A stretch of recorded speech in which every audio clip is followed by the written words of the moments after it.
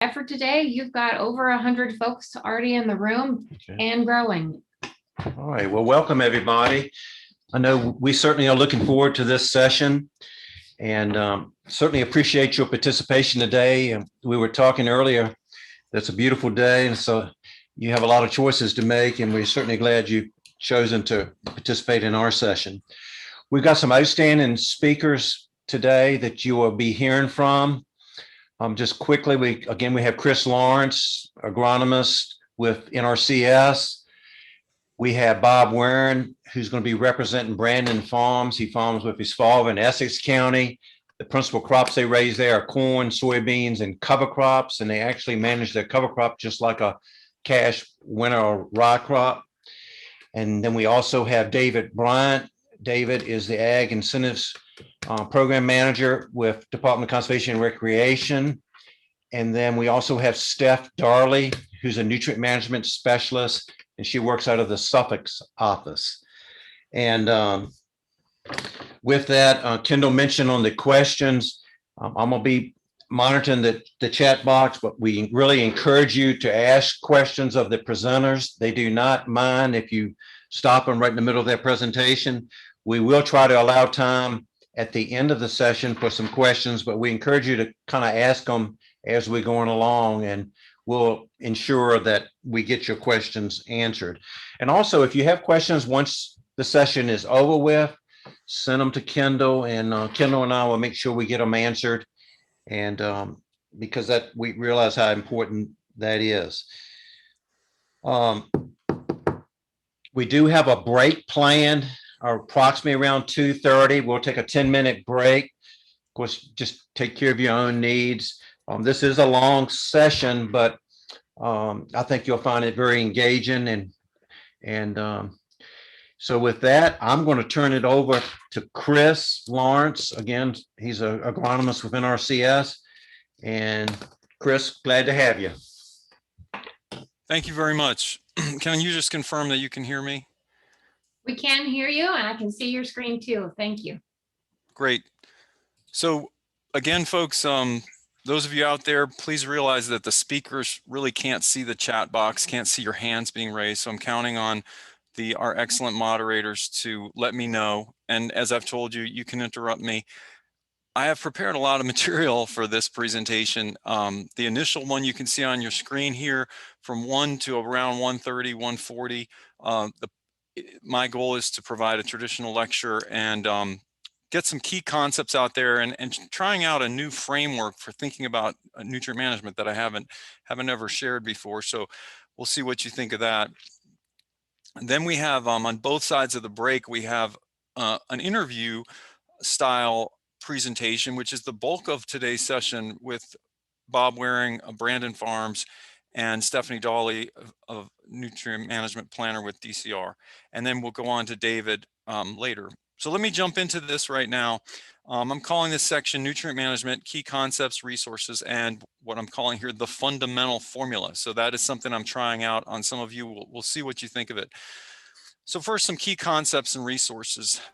We did a webinar that was pretty well received on cover crops, I guess about a month ago, and I gave some advice up front about cover crops then.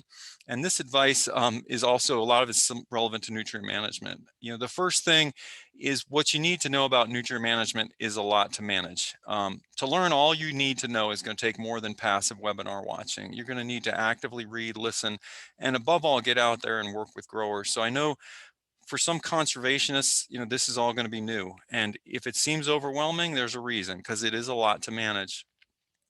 I want to give you some suggestions on resources that you may want to read.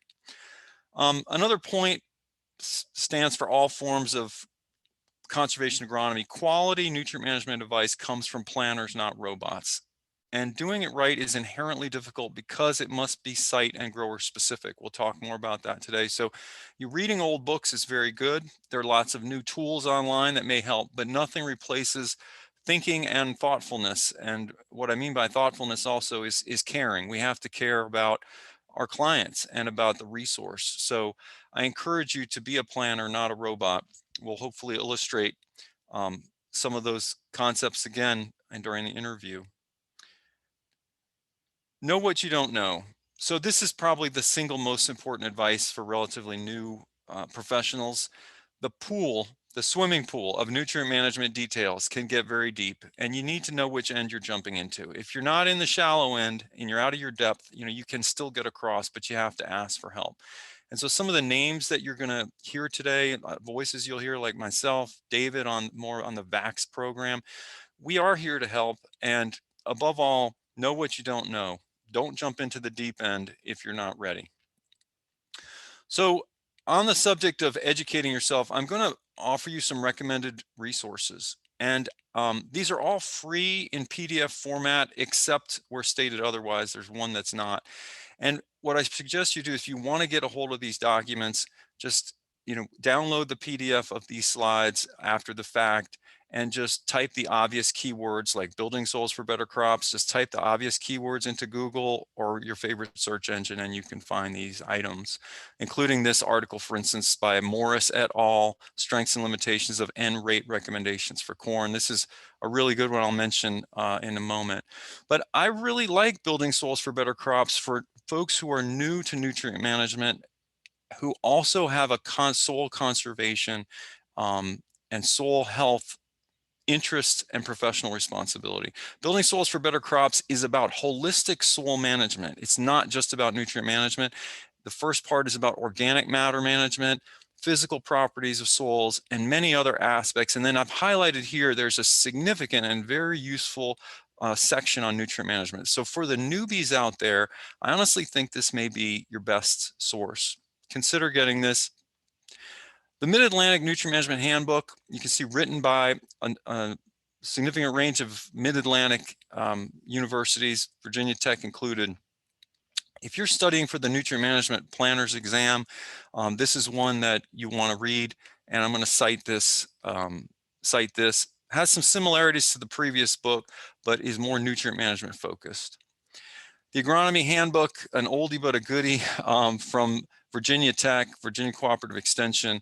I like some things in here like this really nice two-page spread with some nice graphics on how to take a proper soil sample, which is an important part of nutrient management, of course. Also from Virginia Tech, I'll cite one of these if we can get to it. These are some fact sheets on nitrogen management for small grains over here, and for corn, classic fact sheets that really undergird our nutrient recommendations for these crops, which are of course the major crops fertilized with nitrogen in Virginia, especially corn. So consider these as well. Look, we have regulations that dictate what a nutrient management plan must contain in Virginia, and those regulations can actually be found here at the Virginia Code of the Virginia Administrative Code, I should say, VAC. You can look up and download the nutrient management training and certification regulations, and there is information here about nutrient management plan content, right? So this is part of what you need to know if you're going to really be a complete nutrient management planner. And the standards and criteria, which are incorporated by reference into the regulations, that actually has a lot of detail. And we will look at that a little bit today too, if we have time.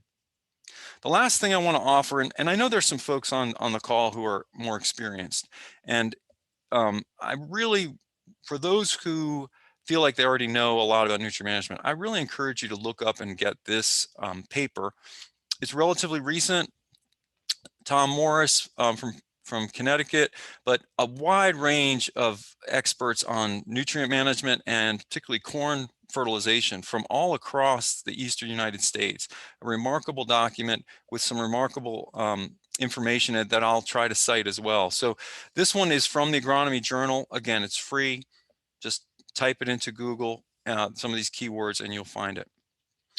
So the last thing is, this one ain't free. Soil fertility and fertilizers. There's just nothing like a really great textbook, and this is the one that's I learned from when I took soil fertility with Dr. Mark Alley at Virginia Tech, an earlier edition. But if you have them, if you're serious about learning this stuff, go ahead and buy this book. So going back, I showed you a lot of resources. There's a lot out there. If you are a newbie, or even not. If you want to have a fresh perspective on soil management overall and how nutrient management fits in, I recommend Building Soils for Better Crops. Really read it. And then this paper is also a really good one for those who are a little bit more advanced. Couple words of caution. Here are some terms that can mean different things to different people depending on the agency you're with, the program, the context, right? Nutrient management, basic nutrient management, enhanced, precision nutrient management, precision agriculture. What is a representative sample? These terms can mean, again, different things. So the main point is always go out of your way to provide or ask for additional clarification on what is meant when you see these terms, okay? We will address some of this, but we can't address all of it today. There's a huge amount of information that we could potentially go over. And so part of the goal here is just, you want that red flag to pop up when you hear the word precision nutrient management.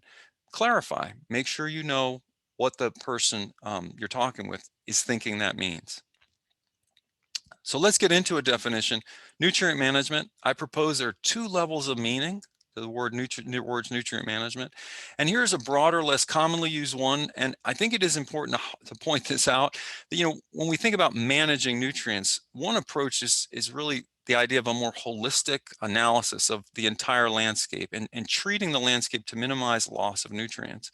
So, when you think about that, if you're trying to minimize nutrient loss, that could include a wide range of practices, structural practices, vegetative practices, buffers, and of course the management of nutrients and soil themselves. So that's a broader context. We're going to use a more narrow traditional context today, and we talk about nutrient management, and that is management of land applied nutrients and amendments, right? What we also might call the 4 R's.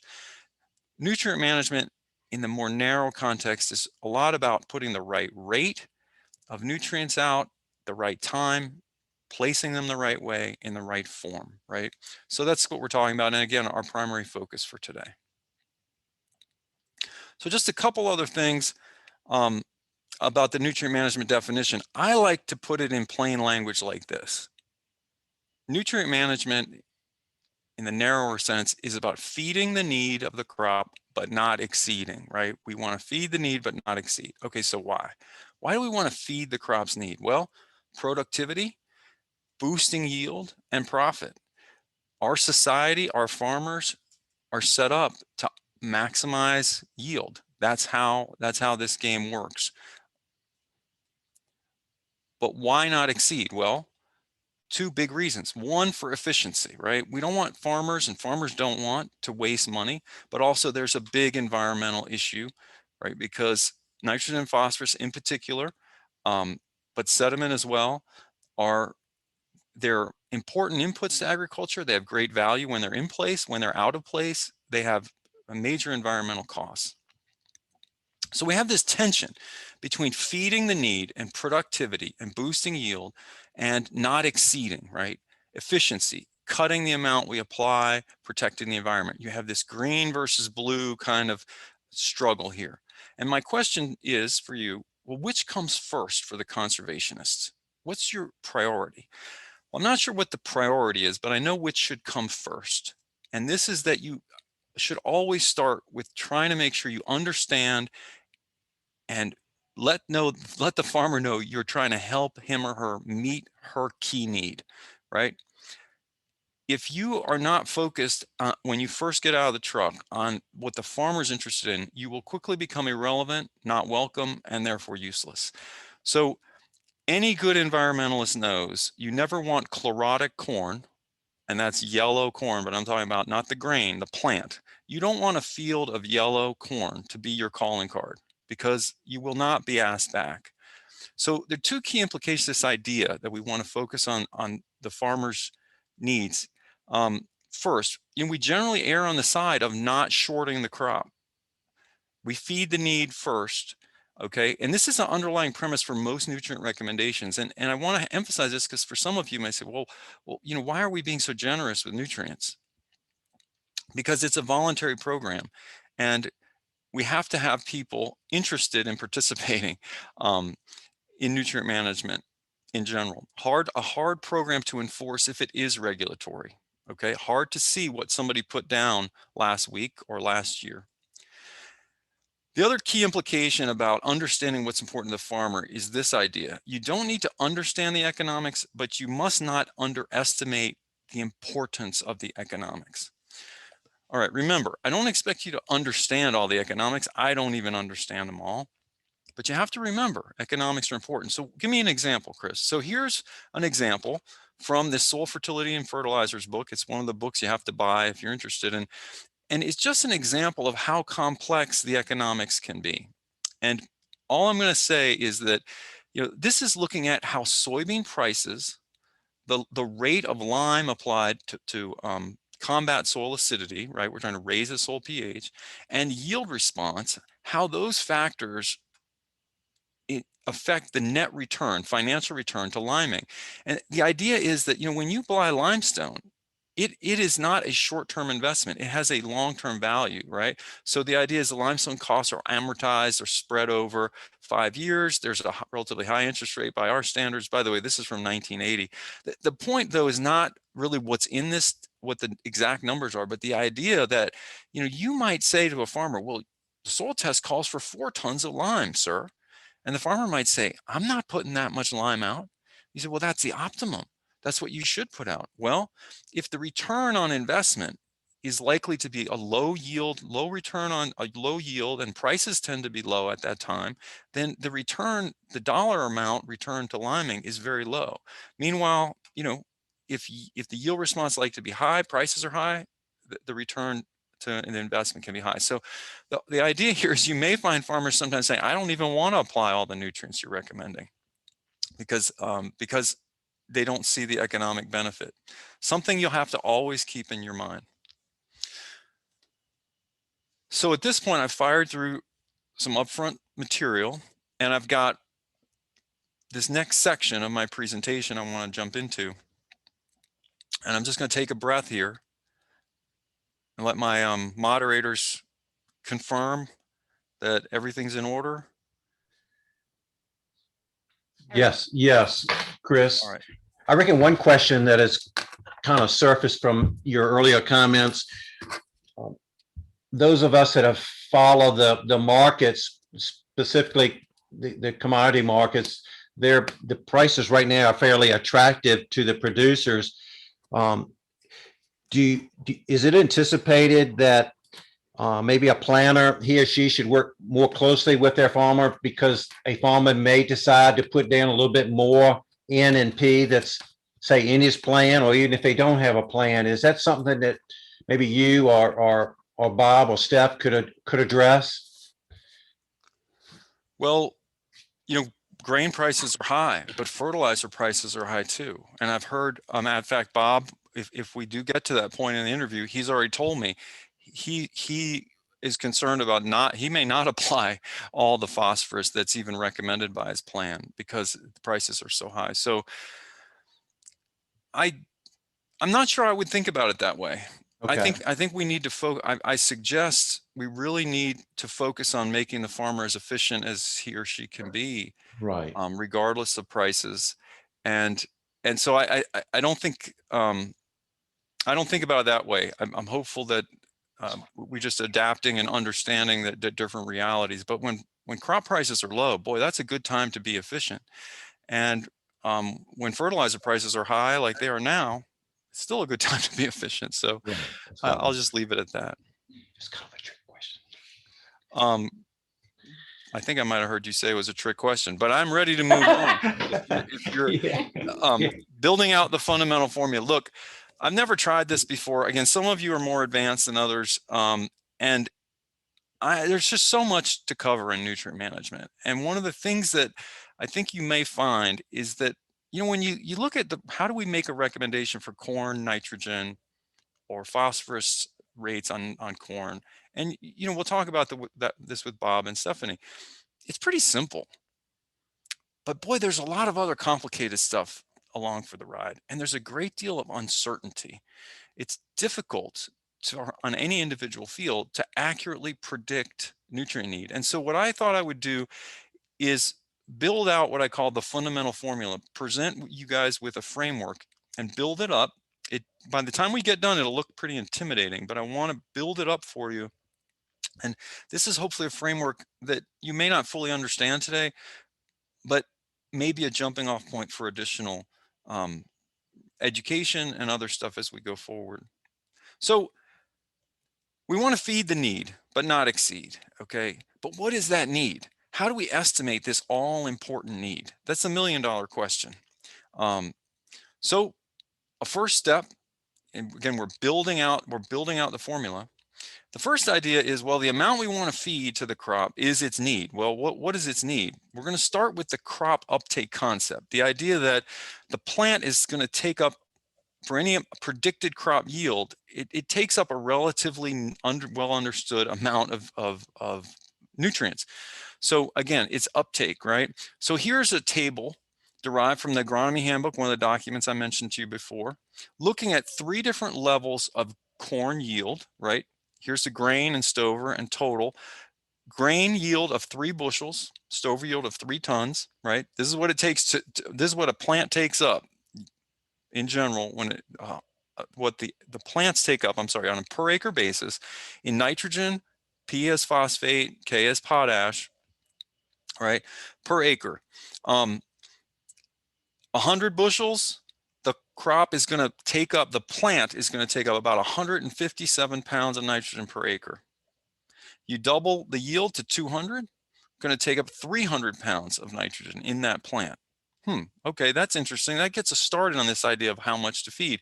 For soybeans, similar idea. We have different yield levels. We have different and increasing amounts of nutrients as we go up in yield, right? As we move down this chart, we increase yield. We're going to take up more nutrients. So what are some take homes from just thinking about this? Well, first of all, you will see that on a farm like Bob's and many farms, yields can vary dramatically from 100 bushels per acre corn to 200 from one year to the next. And that highlights the idea that a lot of factors in our prediction are weather or site dependent. So we cannot easily generalize, okay? And you'll notice that I changed the color here to red and put an asterisk, because predicting the amount we need, if we're going to base it on predicted crop yield, especially in non-irrigated dryland systems, which is most of agronomic crop production in Virginia is rain-fed, non-irrigated. So we have some uncertainty there. You're going to see that pop up again and again, that theme. Another thing to point out, which some of you may have noticed, Wayne, you may have noticed, if 150 bushel per acre corn takes up 235 pounds of N, well, that's 1.6 pounds of N per bushel. But many of you know that our basic recommendation for how much nitrogen to feed corn is a pound of N per bushel. There must be nitrogen coming from somewhere else besides fertilizer. And we look at soybeans, it's even more dramatic. 60 bushels of soybean takes up 270 pounds of nitrogen from somewhere, but it's not from fertilizer because we recommend 0 nitrogen for soybeans. And what that tells us is that uptake is important in predicting fertilizer need, but a lot of nutrients are coming potentially from the soil and the system. In fact, the soybean nitrogen is coming out of the atmosphere by way of symbiotic relationship between those soybean roots and rhizobia bacteria, okay? So that's a first take home. Another key idea to kind of contrast with the idea that the soil can just feed the crop, which is ideal, that's what we want, is that, you know, if you look at some of these nutrients, if we take an average of 150 bushels per acre corn grain and 60 bushels per acre soybean seed off the farm every 2 years, right? Then we're exporting a fair amount of phosphate and potash every 2 years. And so there is a replacement issue. And that gets us back to the idea, right, that we don't want to forget the law of return. One of the foundational principles of all agriculture, but also organic agriculture, is the idea that you should put back on the field the residues of the crop and even the manure of the animals, right, who ate the product that came off the field. And so we do have to, in a grain farming situation, we have to restore at some point. We're going to use up the supply. Some soils have been very, very well built up in nutrients, but at some point we're going to use up our supply. We have to be able to restore it. And so this gets us to this concept, right? We're building out this formula, is that we want to consider the soil system. So really, it's not how much fertilizer we need, it's how much supplemental fertilizer we need, right? It's supplemental because what we're going to put out there is not just what the crop takes up, but the balance of what's needed once we consider what came from the soil and the system, right? So we're starting to build an equation here that fertilizer need is the crop uptake minus what we expect to get from the soil and the system. What's going to be in the soil, what's in applied manures and biosolids, what's in the residues of prior crops, and what actually can come straight out of the air if we're working with a legume like soybeans, right? Which in just a few months will take hundreds and hundreds of pounds of nitrogen per acre out of the air. Incidentally, there's about 70 million pounds of nitrogen per acre in the atmosphere right above us. So if we can tap that, we may not need any fertilizer. And that's how nature was designed to work with legumes. Okay. The thing is that just because there are nutrients in the soil or in residues doesn't mean they're available. So I can't help, I'm going to throw in just a little something to help you understand what is the difference between nutrients being out there and nutrients being available. All right, this is me, 7 p.m. I tell my wife, hey, honey, I've just worked in the yard from dawn to dusk, dawn to dark. Have we got any food in the house, right? And so what does she say? She says, yes, sure, we have pot roast, carrots, onions, and potatoes, and your favorite beer. Oh, honey. And so this is what I'm thinking. This is my dream, right? When I walk in the house, the beer is cold in the fridge and the meat, the vegetables, the potatoes, they're in the pot, cooked, ready to eat, right? That's my dream. That's available nutrients, right? This is what my wife is thinking. And this is what she knows is the meat is frozen solid in the freezer. It's 7 p.m. The veggies are unpeeled in the fridge. The potatoes are in the pantry, unpeeled, uncut, and the beer is warm in the pantry, and the pot is empty on the in the pantry too. So, right, just because there's a lot of nutrients in the soil, and there's a surprising amount of nitrogen and phosphorus in the soil in most fields, but not very much of it is immediately available. So that availability issue we have to then factor in. So that's the next step in building out this equation. And it is weather or site dependent, right? How much is released from the soil? It is dependent on the site, dependent on the weather. Same with all of these release processes and fixation processes because they're biologically driven in many cases. So we look at some of these, this is going to blow some of you away, but this is the phosphorus cycle. What we see is it's not a very complicated diagram as far as losses. There's not that many ways that phosphorus can be lost. Leaching is usually minor. There's a little runoff and erosion can leave that way. Phosphorus cannot go out into the air, that can leave the farm this way, but so many mechanisms, organic, but also inorganic processes by which phosphorus can be sorbed to mineral surfaces and locked up. Right. So the fact is there can be hundreds or even thousands of pounds of phosphate per acre in the soil, in the top few inches of the soil, but very little of it is biologically available. Right. The nitrogen cycle gets a lot hairier. There's multiple pathways by which nitrogen can be lost since most of the atmosphere is nitrogen in an inert form, nitrogen gas. We can volatilize off nitrogen. We can denitrify nitrogen. Nitrogen can be easily lost through leaching. So nitrogen is even more complex and dynamic. And what this reminds us of is that not only do we have to think about availability, but we can have losses, or what I call lockups. We can have immobilization of nutrients that we thought were going to be available. We can have lockups of nutrients in the short term, or we can have huge rain events just after we apply fertilizer, which will result in those nutrients potentially being lost. So that is also weather and or site dependent. So you might be seeing a pattern here where the amount of fertilizer we need to apply, we think about, well, this is what the crop's going to take up. But I got to think about what's available from the soil. And even though we don't often put it down in our books as a nutrient management planner and a farmer, we also have to think about what might be lost. And we may have to add that back right into the equation. Here's an idea, something you may have seen before. And if you don't know anything about it, just start by reading Building Soils for Better Crops, read any of these books. But when the soil pH is in this middle range here, we tend to have greater availability of phosphorus, nitrogen, and some other nutrients. So that's one of the big reasons why we lime, right, in our acid eastern soils. We avoid aluminum and iron toxicity, but also we want to maximize availability, right? So it's not just how many nutrients we apply, but do we have a suitable environment for their availability? So coming to the end here, you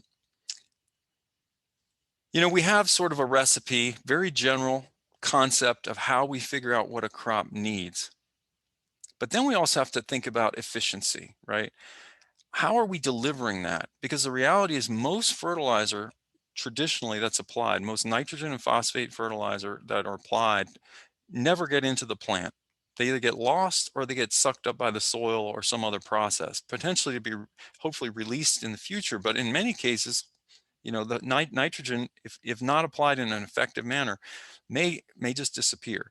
So one thing we want to do is be efficient in how we time and place and the form of the nutrients that we put out relative to their uptake and loss or lockup potential. So that's one way we can enhance efficiency.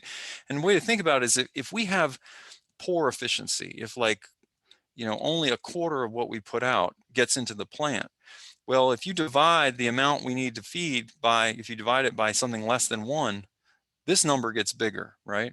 So when we have good efficiency, when everything we put out there is in the plant, then our supplemental fertilizer need is not as great.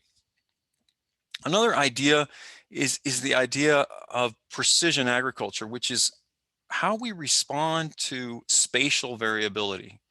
And this is whole field versus subfield management. We hopefully will have time to show you an example of that. But spatial variability is another factor that if we can overcome that, we can be more efficient, put the nutrients where they're needed within the field, as opposed to evenly spreading them across the field. And finally, how efficient is the soil and the overall system relative to supplying, cycling, and losses of nutrients, right? So there's these different ways we can manage the system to make it more efficient. These also are weather or site dependent. When I say site dependent, they don't always apply the same to every field. So you've heard of the 4 R's, perhaps. This is the 4 R's. We have a lot of thinking about rate. That's one of the R's. We want the right rate. But then if we can get the right timing, placement, and form, we can enhance the efficiency of use. You may have heard the term precision management. Now, precision management is used different ways by different people, but in the industry overall, precision is usually used to refer to agriculture that addresses subfield variability, right? And usually it's linked to GPS associated technologies where we're breaking down the field into smaller units, and it usually relies on high-tech sensors, or at a minimum, GPS linked equipment. Soil health management, you may have heard that. We can make our nutrient management more effective and our systems for cycling nutrients, providing nutrients from the soil more effective by working on soil health as well. So this is starting to look quite complicated. What I'm telling you is that this is what I'm calling the fundamental formula. And the number one idea to share, look how much red there is in here, okay? When we get into some of our equations for predicting nitrogen need or phosphorus need in Virginia, they seem quite simple. But the reality is that on the ground, there's a great deal of weather and site-specific variability, and that makes the prediction process relatively uncertain. Here's an example. The basic Virginia approach to predict nitrogen need for grain corn. And I'm setting this up because we're going to talk about fertilizing Bob's corn in just a few minutes. The supplemental fertilizer needed for the corn is predicted crop yield in bushels per acre times 1 pound of N per bushel, something many of you are familiar with, right? My goal is to grow 100 bushel corn. I need 100 pounds of nitrogen per bushel, but I'm also going to subtract some sort of accounting for what comes from the soil or the system. So I can use a PSNT test, but it's only supposed to be used when there's a prior history of manure or high residual nitrogen legume crop like alfalfa. I can also subtract what I expect to be available, nitrogen available from past or recent manure applications, or what's available in the residues of a prior legume. What's interesting here is that on a fertilizer only farm, which is our subject for today, these don't apply. So it gets really simple because it's predicted crop yield times a pound bushel per acre minus whatever might be available from a preceding legume. We have a table of credits for that. And then in our Virginia system, our regulations, nutrient management plans should recommend enhanced timing or side dressing of nitrogen on sites with a high N loss risk. For phosphorus, potassium, it's very easy. How much is coming from the soil in the system? Well, we estimate that by testing the soil and then looking at a table of recommendations. There are 2 tiers based on yield, but it's a simple table of recommendations based on a soil test. And then we factor in how much phosphorus or potassium might be available from recently applied manure or biosolids. But again, that's not applicable if there's no recent manure. So the equations to predict basic nutrient management needs in Virginia, they're very sound, they're very useful, but they're a first approximation, right? These are the basic equations. How to estimate supplemental N need for corn, supplemental P and K need for corn. We'll see how these apply on Bob's farm. But these are a first approximation, okay? These are in fact in the standards and criteria, a very, very short amount of information that conveys, you know, where these are found. So simple is good, but my goal is to remind you all as I come towards the end of my prepared notes here, my prepared slides, is that is the first approximation. This is actually what's going on in the field, okay? And I'm going to finish by sort of challenging some of you perhaps. You might say, well, Chris, you kick up this crazy equation. Where did this come from? So you might remember that the paper by Dr. Morris and many other experts from just a few years ago is about nitrogen recommendations for corn. And it highlights, there's a quote here that I'll read to you, but this may look familiar. Boy, this equation, it looks a little different, but fundamentally it's the same equation that I showed you on the previous slide. It is the nitrogen need for corn is uptake minus all these other sources we can account for divided by relative efficiency.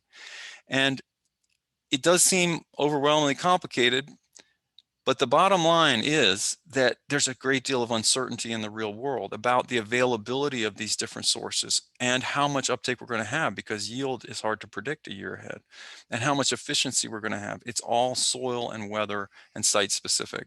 So what they say is that soil, weather, manure, and legume factors interact to create an almost infinite combination of factors and make it impossible with current knowledge and technologies to accurately estimate the amount of N fertilizer to apply to an individual field. Wow. Were you saying that what we have to work with isn't right? I didn't quite say that, because here's Dr. Wade Thomason, and this is what he's saying. He's our grain specialist at Virginia Tech. He would agree that this is what we tend to see in the real world with nitrogen on corn in Virginia. On average, our by-the-book estimates of corn nitrogen needs are about right. But on individual fields, they're rarely right. So you may see him, may have seen him in the past, or may hear him talk about this idea of accuracy versus precision. If we do 22 trials and we estimate after the fact, what was the ideal amount of nitrogen to apply? The average comes out right around 1 pound per bushel. So it's really a very good approximation on average. But for individual fields, there's a lot of space. See, there's sometimes we're going to dramatically under fertilize. There's sometimes we're going to over fertilize, right? So the conclusion is that we start with by the book estimates, and then we improve our chances by applying a combination of season and field specific knowledge plus significant expertise and experience, right? There is a lot to know. But the most important point is that the goal here is to highlight that just because you know how to calculate the pounds of nitrogen needed for 150 bushel crop, right? By multiplying by 1.0, that's not the whole story. There's a lot more to it, but we don't want to let the perfect be the enemy of the good. We're aiming for incremental improvement, not perfection. So the idea is we can use our basic nutrient management to keep incrementally moving us forward, and then continually trying to refine our estimates of what's needed. So that was a long intro to the case study, but I'll pause here. I'm running just a few minutes over. It's a lot to absorb, maybe more than you bargained for, but go ahead and ask me some questions if you have them. Okay, questions? At this time, Chris, that no additional questions have come in. We'll give maybe everybody about another minute and see.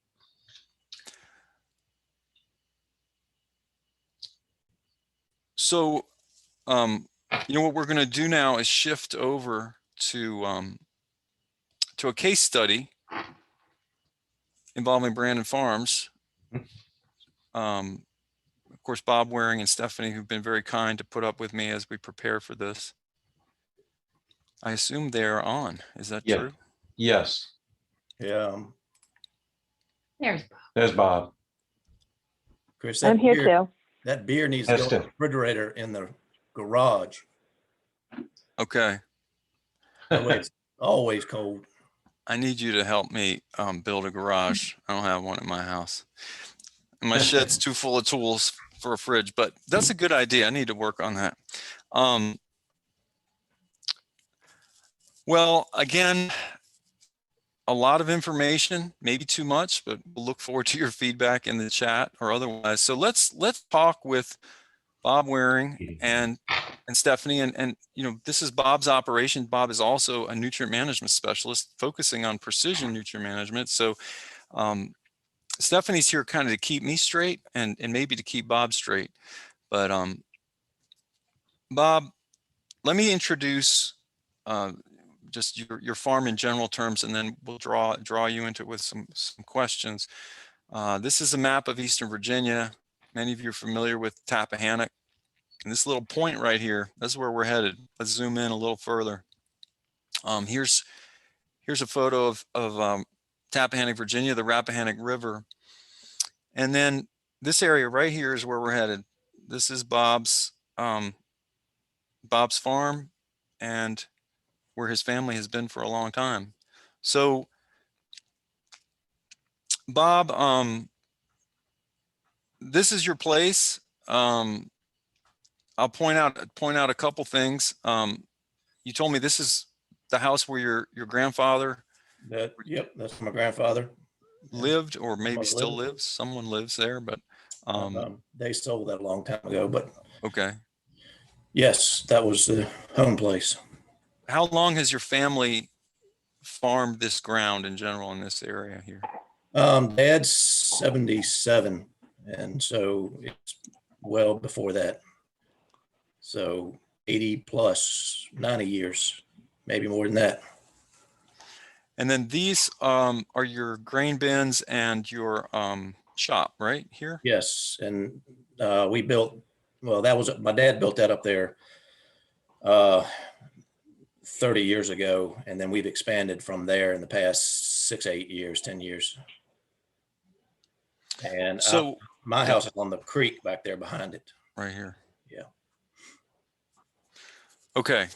So tell us just a little bit about your approach to soil management in terms of tillage. Where are you with that? I'm sure things have changed over 70 years. So we loaded the plow and took it up for scrap metal. We don't own a turbo till or anything. We have a disc, but it's about to fall apart. So we've been no-till, completely no-till, except for some deep tillage where we need it for 30 plus years, probably. So I have a diagram here about your rotation, and you used to grow, small grains for production, right? You used to grow wheat, but you've moved away from that. So I hope everyone can see this. It's a simple rotation. Let me walk through it. You typically, this is your traditional rotation. You're thinking about maybe trying something different, but generally mid-April you plant corn, and that is harvested for grain. You know, roughly by early September, you have an opportunity to put a cover crop in pretty soon, and that gives you an opportunity to maybe plant something different than small grains, maybe a brassica like a forage radish or even a legume. You can get that in early, and then that gets killed obviously without tillage, and then you plant soybeans the next year.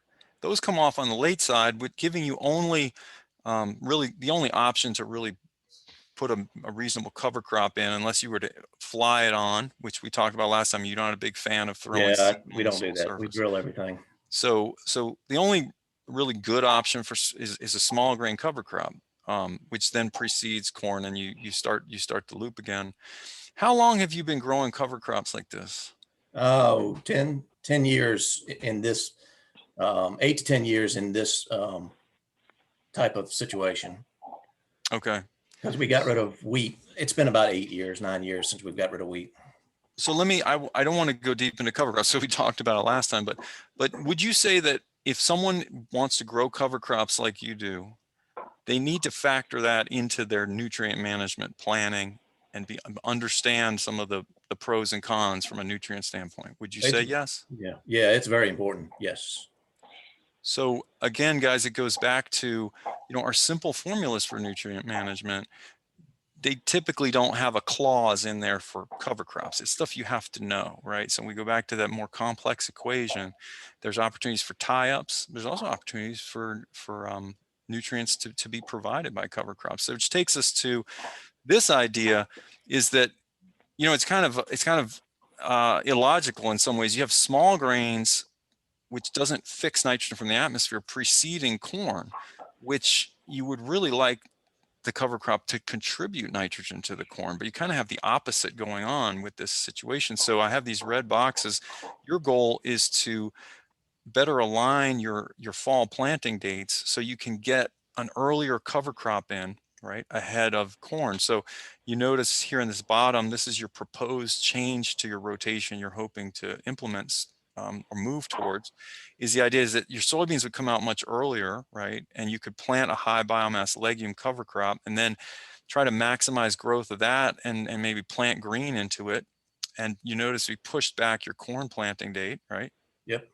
So the idea here is that you would really now try to influence your nitrogen needs for corn and your nutrient cycling by fixing more nitrogen out of the air with a high biomass legume. And then you told us a high biomass small grain for weed control and for the benefits that can provide ahead of soybeans. So this is where you're headed. But this is really, we'll just say where you've been. So we'll focus on that. Yeah, and the one below is actually what we are doing right now. The rolling is where we're headed. But yes, Okay. Yeah, we backed off of maturity dates on corn. I mean on beans this year for this reason. So you'll have to forgive me. I know when we get into more of the calendaring of when your nutrients go on, I'm going to be using this more traditional diagram. But anyway, this highlights again the interface, right, guys, between nutrient management and cover crops, and the idea of actually using legumes to maximize availability. But we kind of have a problem here, because when you plant a small grain ahead of corn, and you want to grow a decent amount of cover, you have some issues, tie-up potential between the small grain residues and the nitrogen available for the corn. All right, so what we decided to do, and this was Stephanie's suggestion in particular, was not to throw the whole farm at you, but to focus on one field. And so you might recognize here, we zoomed in on this one field. The river's, I think, over here. You see a little marshy area here, and this is your grandfather's or your dad's home place, right? This is Yep. what we point out before. And as this map shows, this Southern State soil sampling map, we'll talk more about it later, but this field is called AR43. And there are these little fields next to it. But we're going to focus on AR43 today. Tell me a little bit about this field. First of all, do you own it or do you rent it? We rent it, but it's in the family per se. So little of both, but we do actually rent it. And that comes up because, you know, a lot of folks will say, well, when I rent a piece of ground, I don't have an incentive to take as good care of it. And since we talked about liming, for instance, and other nutrients, cans like phosphorus, they're a multi-year investment. So do you have any comments on that? That the one of the challenges to when a lot of land is rented in the area, you work with a lot of farmers. Yeah, and so there are, I do know of some farms that are on 1-year leases, and we really don't lease or rent or have any leases with any landowners. A lot of them are family, which I guess benefits us for that longevity. But there are some farmers that are in that situation where they're renting from year to year, and so they run into that situation of, you know, how many nutrients or should I put out or do I put out because of that investment. So again, a complicating thing, which is not in any of the nutrient management manuals, right? But it's just an example of something a planner has to consider when they're being a planner and not a robot. So anything, you know, with regard to this field, comments about its overall productivity, problem spots. It's one of our better fields. The top left corner, so the northern left corner is was underwater last week. It seems to have gone down some now, and where that 646 sign is on the right, the eastern side, we put in a ditch there in 2018 that helped drain the water out, and that's from that point where you are south is a lower portion of the field topographically, and then there's some lower spots out in the middle, but they're not like what's in the lower half. So what I propose we do now is see what the soils map says in relation to what you told us. So let's see how this lines up. I want to mention, of course, some of you know that from Web Soil Survey, you can print out some pretty nifty maps. You can get some pretty nifty soils maps and a lot of data. And so this is a customized soils map. And so what does it tell us? It tells us that 15A is most of this. It's Pamunkey loam. And then you've got this 2A, these two lobes of 2A, which is Augusta in that field. One thing just to throw in that there's a warning, right? When you go this detailed on a soils map, it says warning, soil map may not be valid at this scale. This was mapped at 1 to 20,000. This map has actually that I created is 1 to 4,500. So this map is way too zoomed in. And so what it says here, the maps do not show small areas of contrasting soils that could have been shown at a more detailed scale. In other words, this was not designed, this information not designed to be used this way. So if you said, oh gosh, I go out there and the soil type difference doesn't line up perfectly. Well, a soil mapper would say, I know that, because I didn't design this map to be used at this scale, but it does help us get a feel for what's going on. And what we can do is we can get information from the soil survey about the characteristics of this field. And interestingly, it's going to line up with a lot of what you said. The 15A Pamunkey loam, which I'm saying represents maybe 80% of the field, it is a hydrologic soil group B, which means it's well drained. And it has a non-irrigated capability class rating of 1, which means it's pretty good dirt for growing crops in general. 2A, which is the Augusta, you'll notice there, it's got a capability class rating of 3. It's somewhat poorly drained and has this hydrologic group designation of B/D. And what it's saying is that if you have a tile drain or a ditch drain, then it's pretty good. But if you don't, it's pretty wet. And interestingly, that lines up with exactly what you said. You guys did a surface drain here and it was all checked, you know, not a compliance concern for wetlands or anything, but you drain some water out of it. This area is doing much better. Stuff isn't drowning so much around here, but up in this corner, you still have stuff drowning. Yes, and there's no way to take that water. So those are some of the limitations of the field. And, you know, we go ahead and then we look now at, let's look at what Virginia DCR nutrient management standard says about this ground. It says that, well, this Pamunkey loam, most of the field, it has an environmental sensitivity rating of medium for leaching. So leaching loss of nitrogen is a concern. We'll keep that in mind. But then productivity wise, it's the top productivity type soil, 1A for corn. This is the expected yield goal, right? If you just didn't have any yield records, you just went by the book, the values, Virginia Ag Land Use Evaluation System, I think, the values system, this is the yield goal 180. The bean yield for full season is 50. So it looks good. The Augusta, when it's not drained, which is what I plugged in here, I assumed this was undrained. I didn't realize that you had a ditch there until we talked about it recently. That's got a pretty low productivity, so a lower yield goal. And so when we do kind of a weighted average, I counted this as 2% teetotum, but 2% of the field being teetotum. When we get an average yield, it's about 170 if we do the book values for yields, and almost 50 for beans. 170 for corn, 50 for beans. So pretty productive ground with some problem spots, just like you described. But there's huge value in the farmer keeping yield records. And let's talk a little bit about this. You shared with me these yield records, and what you'll notice, this is from a 10-year period.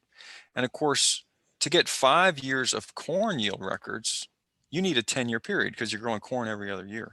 Right.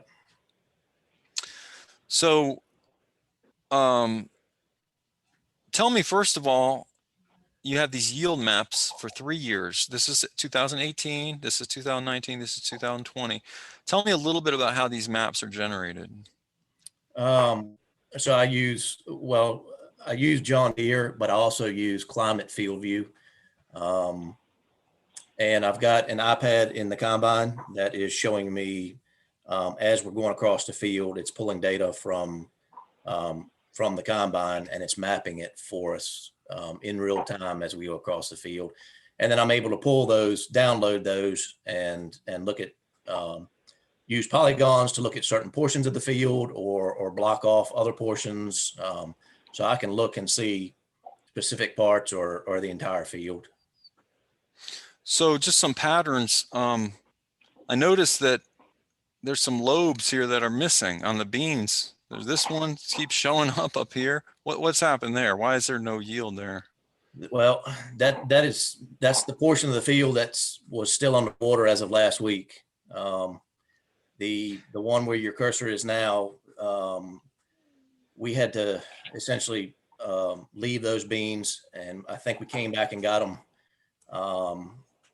sometime after that, as well as the bottom half of that field. That was before we put in that ditch, and we had to leave those as well. So we put in the ditch, and we're able to get them in the one on the left. Last year we fixed that problem, so we're able to get those, but the one up in the top corner, Here. Yeah. So we essentially had to bush hog those. Couple interesting things about the map. Of course, this is, these are pretty high yielding beans, right? Even though you had drowned out spots, and then your corn yield is excellent at 100, almost 200 bushels. So these were relatively wet years, right? And sometimes, so the yield was good, but you had these wet spots. They were wet falls, but they were falls. not. Yeah. We had some issues through the season, but the fall was wet. That's why we couldn't get the beans. Okay. And a couple other patterns, you will notice that there's a yield, there's an edge effect. Looks like certainly some degree of edge effect, but let's go over here. And you do have yield records from before you had the yield monitor mounted in the combine, but I wrote elevator because that was my way of expressing, how you actually weighed those beans and corn. It was based on elevator weigh tickets, basically, right? That's right. Yeah. And we can only do it by farm number because so it's a combination, but it gives you it gives you an idea of what that year was like. So what's really notable, I think, is that last year, 2019, 200 bushel corn. The previous year, you're estimating you had half of that yield, right? Yeah. So that highlights it is not easy to predict before you plant, and when you're thinking about fertilization decisions, it's not easy to predict how much uptake you're going to have, right? Right. Yep. So that's a big question on corn. But what we see is the 5-year average for the overall field, right? Overall field, 150. The best 3 out of 5 years, about 180 bushels, which is not that far off of and that's what you're allowed to use in nutrient management planning in Virginia. And Stephanie, I haven't given you a chance to say anything, but you can confirm, right, that Yeah. For nutrient management planning, farmers can choose the best 3 out of the last 5 to set a yield target. Absolutely. And I do want to put in that all of this building process, when you do write a plan, it is pretty much how you go. You want Bob to do all the talking. So you gain this background of what his yields are like, where the wet spots are. You don't want to talk too much in the beginning. You want to gain that information and trust from the farmer. And with that, people are hearing my voice, right, Stephanie? How many hours did we spend listening to Bob in preparation for today? Many, many. Right. So that's an excellent point. It really does. You have to listen a lot, and I'm not illustrating that very well. So let me just ask you, Stephanie, because corn, we're going to get back to the idea that corn yield is going to be an important element in predicting nitrogen need, but just in general, how important to you as a nutrient management planner is the idea of keeping yield records and encouraging farmers to do it? It's incredibly important. I mean, everything we've just talked about illustrated it, that you can base everything off of soil maps that aren't to scale. You can base it off of the standards and criteria, all these things that are by the book values that you showed in your formula just absolutely can go out the window when it comes to actually on-field applications, by the way the farmer manages it, by the weather, all these other outside factors that aren't always able to be accommodated in your book. So if you don't listen to the farmer, if you don't find out what their actual yields are, you might be doing something wildly above or below what's really happening. And then your plan might as well just sit on a shelf because it's not doing good for anybody. So I'll also ask Bob, as a farmer, are you interested in talking about yield? Like, is that something that will get you talking? Compared to something like nitrogen volatilization reactions? Oh, yeah, my Lord. Yeah. No, yeah, I mean, that's what every farmer shoots for, is yield. But so, yeah, and it's very disappointing when you're seeing this on a screen. You're seeing 99 bushels to the acre, but it's reality. But it makes you feel really good to know that there's 198 out there, and the potential is there. And so it's that springtime excitement that you might have another 200 bushel corn sitting out there. And I think what hopefully you guys are picking up on, I mentioned this at the beginning of my initial comments, right, is you need to think about what's important to the farmer. And this yield stuff matters to them in many different ways. And part of it is just the optimism of farming, right? It's the excitement of it, and the springtime excitement. And you want to take advantage of that energy and interest in this topic. And I think this is, as Stephanie said, both technically and just from a people relation standpoint, yield is a good thing to talk about. And I'll be honest with you, I haven't always fully appreciated just how important yield monitors are, because remember, if you're looking at a small field, it's hard to accurately measure yield from a small field when the grain, the beans are being combined in a truck and going to the elevator to be weighed. So yield monitors really have a value, even if we don't use the mapping component and look for differences within the field. Just having accurate yield for a field is useful. So I actually send maps. I create a PDF and send maps to the insurance company just so they'll have them as well.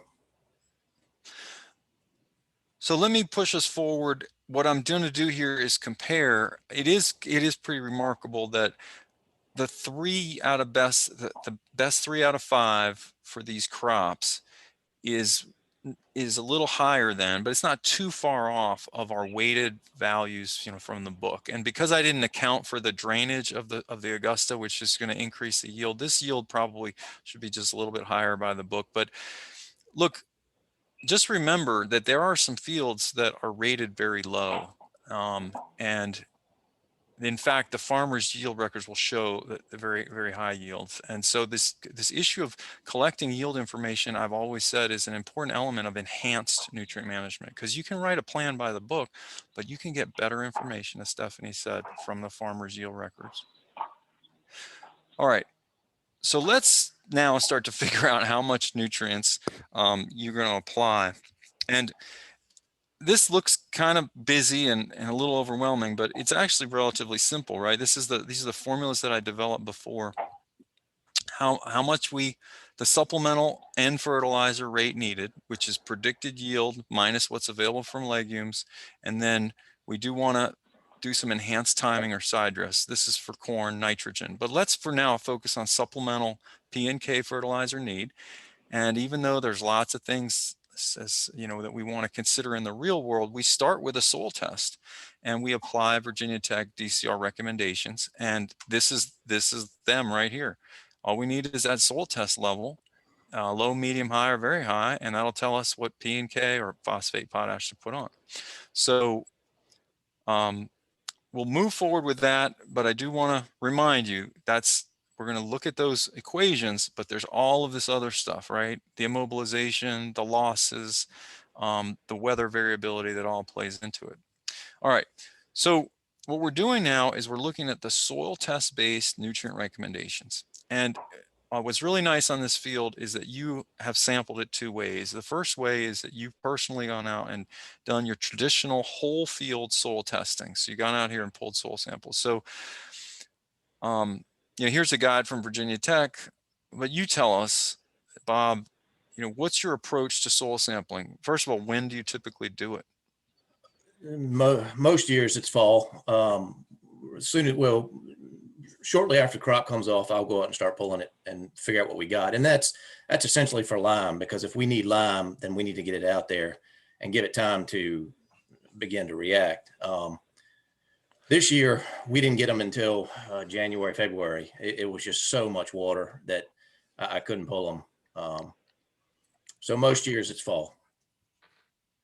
And so we're going to keep going, but it'll be interesting at some point maybe to, if we have time later, to come back to the question of lime and the idea that lime needs time to react, right? Because it's a longer term investment. And something you need to keep up with. So that's about when you pull them. And, tell me how you do it. I mean, this is about a 42-acre field. Yeah. So let me throw in that in nutrient management planning, we want things by 20 acres. That's generally the recommended planning size. Sorry, Bob. Just wanted to clarify that for everybody. Yep, that's great. So from where the ditch is, where we put the ditch in, from there south, I'll typically pull one in that area, and that's if I'm doing this whole field. From there north, excluding that 2A section, somewhat, so more or less the middle of the field, I'll pull one there. And then depending on the year, I may pull that front corner. If not, I'll leave it. Depends on if we had a good year or had a bad year. Bad year, I know the nutrients going to be there and it's just wet anyway. So most of the time I can't get it because of the water.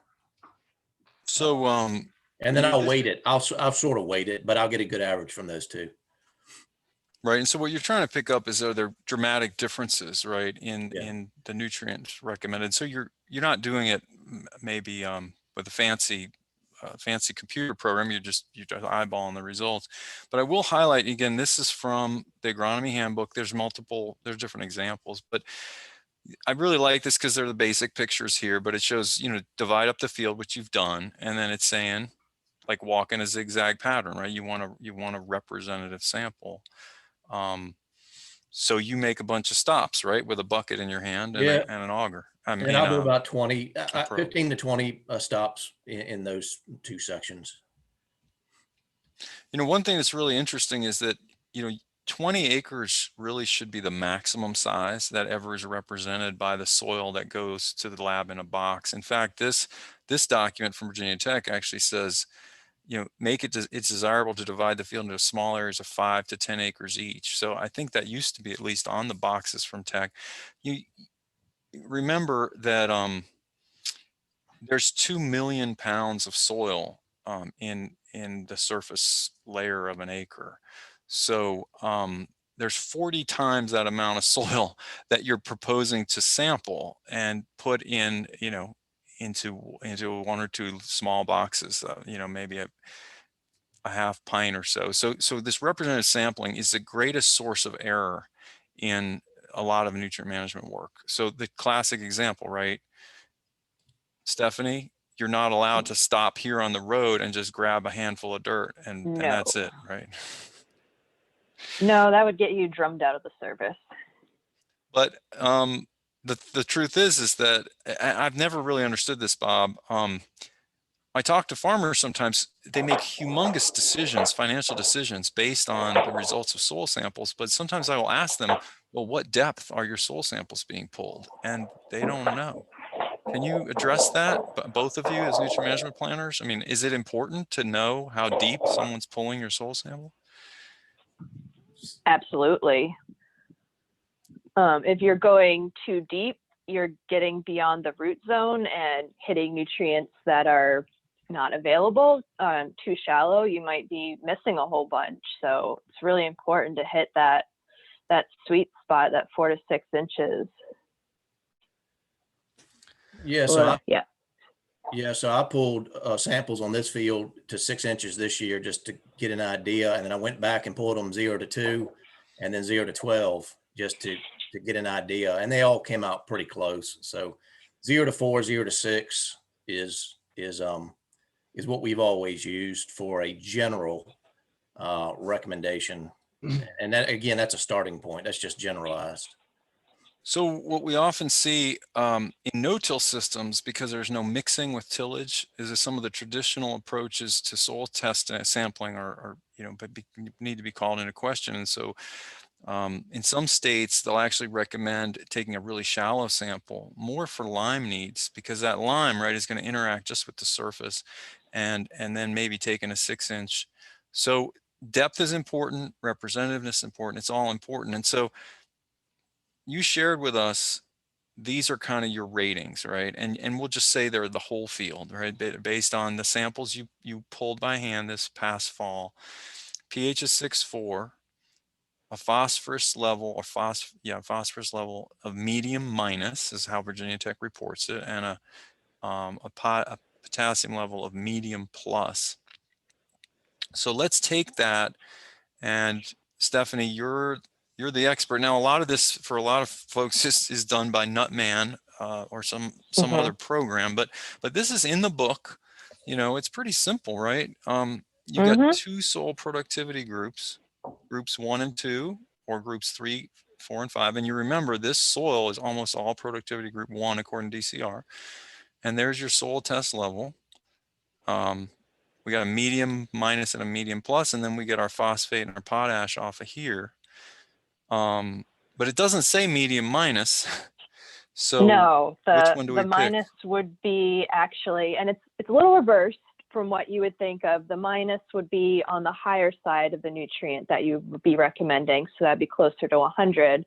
But if it on the medium plus side of our K, we'd be on the lower side, the 60, and then just our straight medium would be kind of in that middle range, which would be 80-ish. So it sounds pretty simple, right? I think one other thing that's really interesting is that there is an accounting for yield here, but it's a very kind of crude accounting. Is that, well, if you have kind of a better field, you use this, and if you have a field that's not as productive, you use this. And so, you know, these rates are significantly lower. So it all goes back to understanding the field, right? Hey, Chris, Yeah. this is a good time. We got several questions and comments that have come in that it's related to this discussion. And I reckon these first questions are for Stephanie or Bob. First question is, how often should soil samples be taken from a given field? So we pull them. What do every you do, year. Bob? Yeah, we pull them every year. Steph will tell you that in order to write a plan, you can go out 3 years, but Yeah. in this area of the state, we typically, most of the time, we're pulling soil tests every year. And that kind of can really account for, like Bob just said, your soil type, because out in this part and down in Suffolk, we have much sandier soil, which tends to react much more quickly than a clay soil would in its ability to retain a lot of nutrients. So generally, you can do every 3 years, but I personally always recommend, the more you do it, it's not going to hurt you if you want to go a little more often. There's one thing I'll add, which we're going to get into here in a moment, is the idea that, like Bob, you're doing this year, of doing a more intensive and therefore expensive sampling, but not every year. So it kind of goes back to quality over frequency. There is a real argument to be made to do higher quality soil sampling, as you'll see with precision type soil sampling, but not as frequently. So the idea is you would we'll see that in a moment. Okay.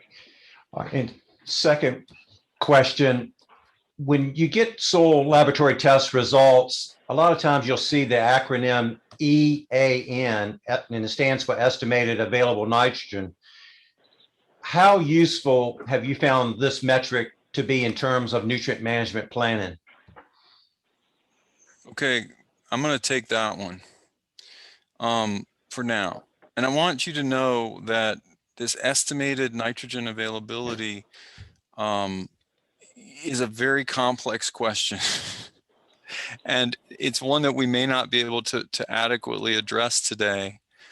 But traditionally, and Stephanie, you can follow up with me on this one, but traditionally in Virginia, our current system doesn't account for testing nitrogen availability from the soil. Nope. And that's because nitrogen is so dynamic. Gotcha. But there are opportunities to move in that direction. And the estimated nitrogen availability is related to the amount of organic matter that's out there. So very likely the ENR, estimated nitrogen release, or EAN number you have it may actually have not even been a nitrogen test. It's just a factoring of how much organic matter is in the field. So organic matter is the primary form in which stable nitrogen is held in soils. I'm going to just throw this out. On this field right here, Bob, what's your percent organic matter? Roughly 2%. Yeah, 2%. 2%. It's not anything.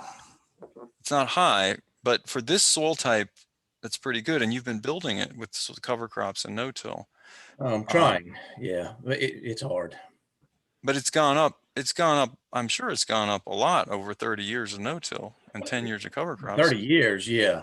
But I mean, it's we have a hard time building it. I do.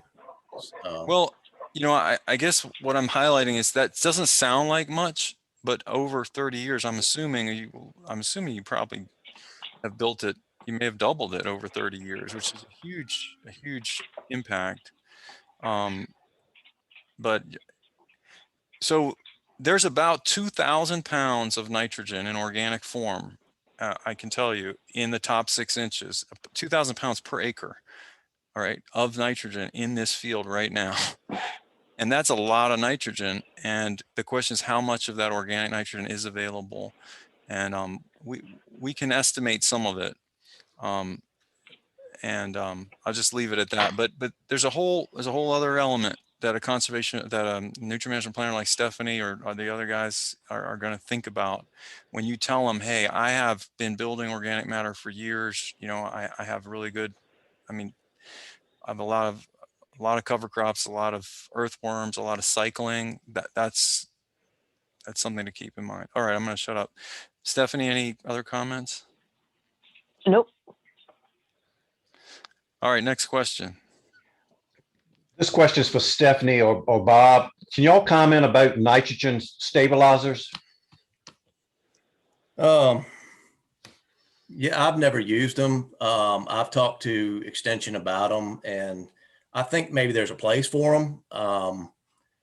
I just never delved into that arena yet. I guess I've only really, oh no, go ahead, finish, Bob. it depends on the rainfall and what have you, as to whether they'll pay for themselves. At least that's what I understand. But I've never, we don't use them. We tend to push, maybe look at side dressing twice instead of once, as our form of pushing out nitrogen. Okay. I've been about the same. I've really only run into it in kind of academic situations, not really on the farm. Like Bob said, they'll tend to side dress more. And I know there's a lot of concern that it might lock things up too much if you don't get the timing right. So it can be really tricky. I think it can be great if you use it properly, but it can also lead to some challenges. So I'll just finish by saying I put this, what I call the fundamental formula, I put it back up. And so this idea, this form, right, is that if we can enhance our efficiency by minimizing losses and maximizing uptake potential. So some of the mechanisms that these stabilizers work towards, like they may, for instance, give us a few extra weeks of reduced leaching loss risk, right? So the idea is you could put the nutrient out there, the nitrogen, a little earlier.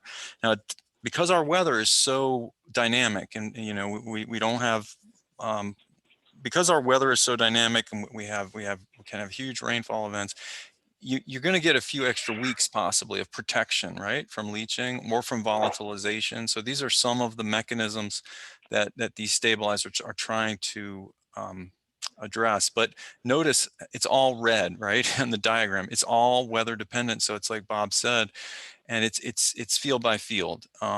If you're applying, your surface applying versus injecting your nutrients below the soil surface, you know, whether or not it pays is going to hinge in part on that. So I don't think it's like these guys said, it's not a slam dunk investment, but it has its place.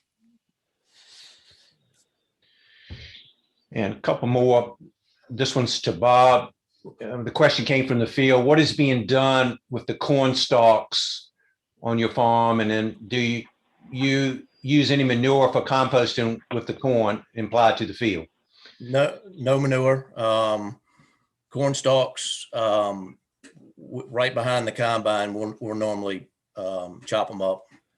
And then we'll no-till, we drill our cover crops right into those cut stalks.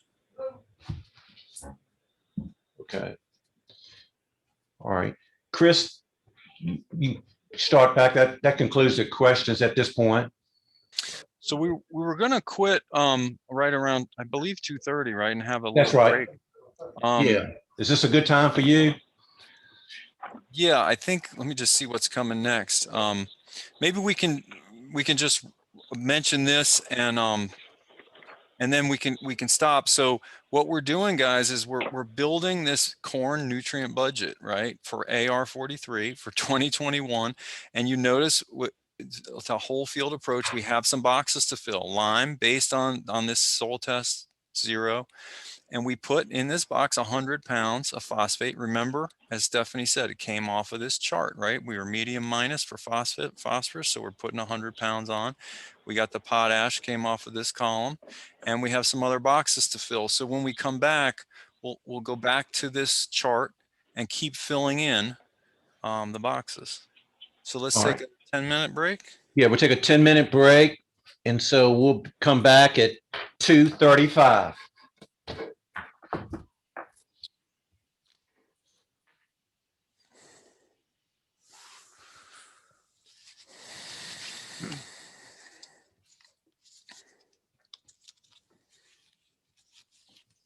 together, so we'll give it just another second for folks to find their way back.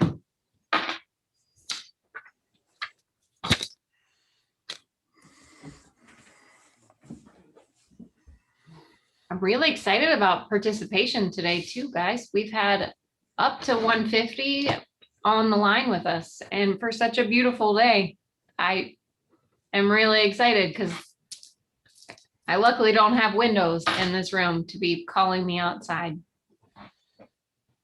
Well, if only you were charging by the head, man, think of the money you'd make today.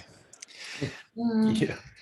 Well, it just shows you, Chris, there's a need in the field for training on these topics between this and the cover crops. So thank you to all of you. I know the number of hours you put in for ensuring this case study approach really was well received.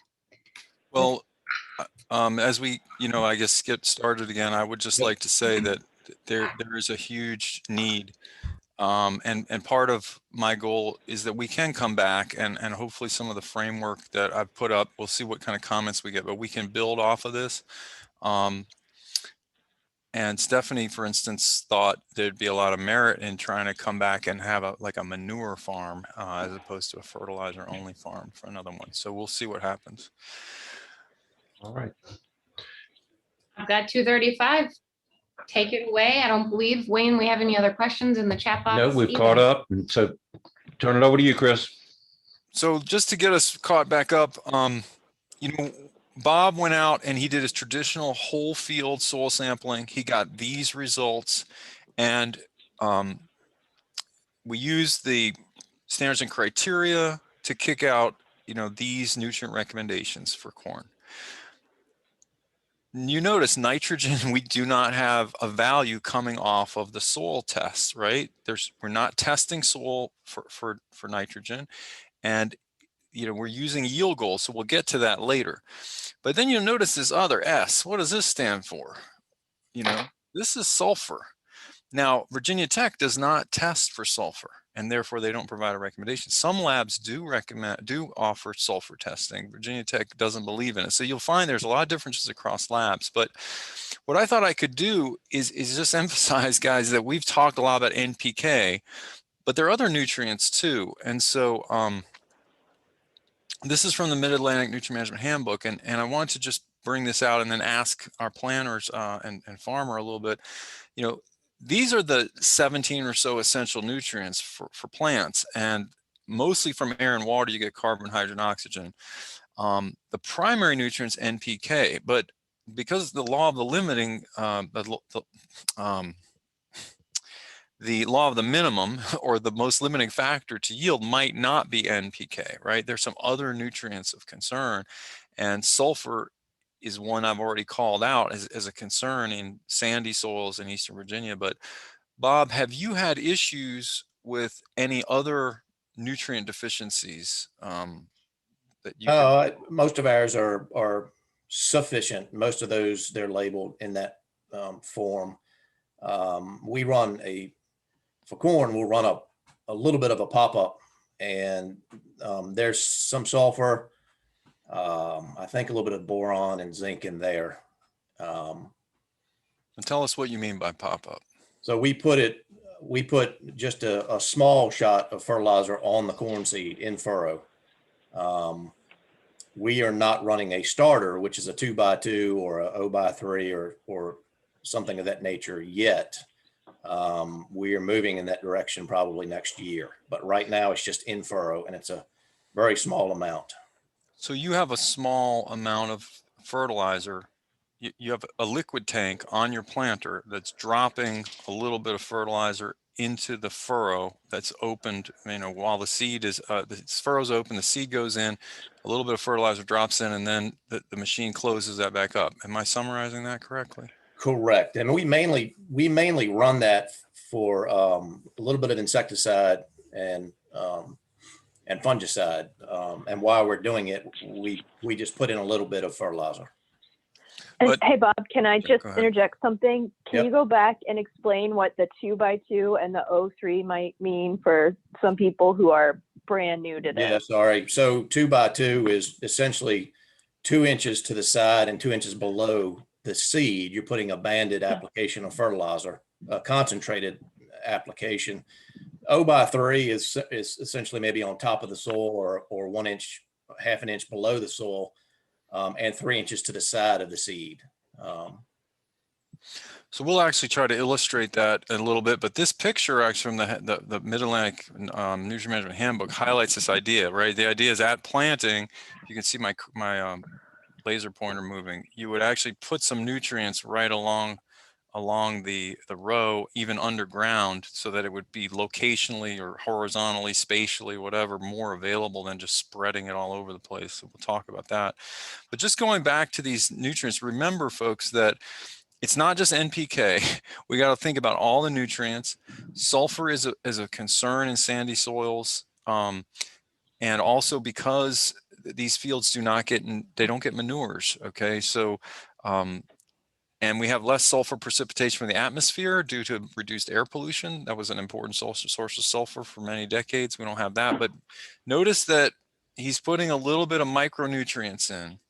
Stephanie, do you have any other pointers about, micros or things that you've encountered?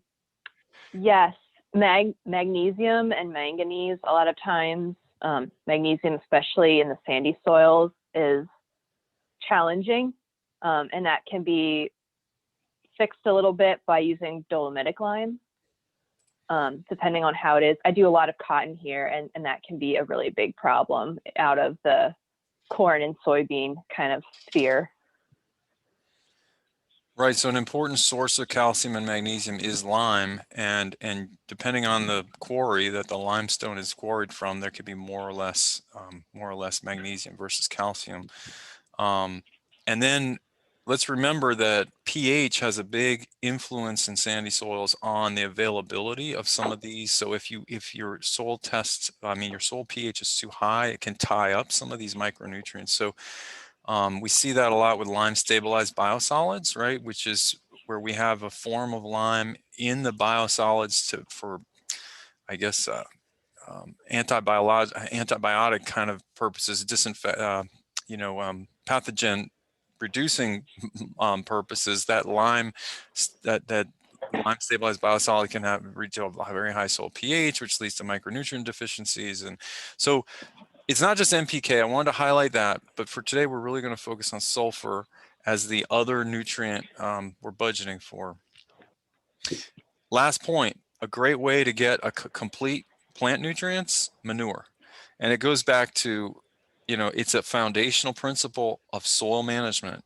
If you eat from the land, your poop should go back to the land. That's how it should work. And probably a lot of the grains that have come for decades off of this field, AR43, had gone to feed livestock, but the manure from those livestock hasn't come back. It's just part of our, if you let me say it, the broken cycles of modern agriculture and society, where we don't put the manure back on the land. So we have to make up for it with green manure, and we may have to supplement with some other nutrients as we take away. All right, so let's get into this. Yeah, go ahead.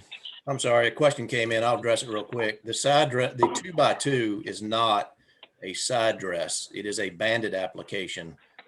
Side dress is when the crop is up and actively growing, and I think Chris will get into that later. Yeah, so we saw that come in, and I thought I'd do it. Yeah, that sounds good. So, we don't have that much time left, I don't think. So we need to drive forward. Okay, so we looked at traditional whole field sampling, but we also have another option, which is using precision ag technology to identify or to take multiple samples across the field in a grid pattern. And then if there are differences seen, a variable rate spreader can on the go change the amount of nutrient that's applied. And this shows you and this is an example of a changing frequency of soil sampling. I believe that only ahead of corn, right, on your farm, only the fields going to corn, you've taken the extra expense of having southern states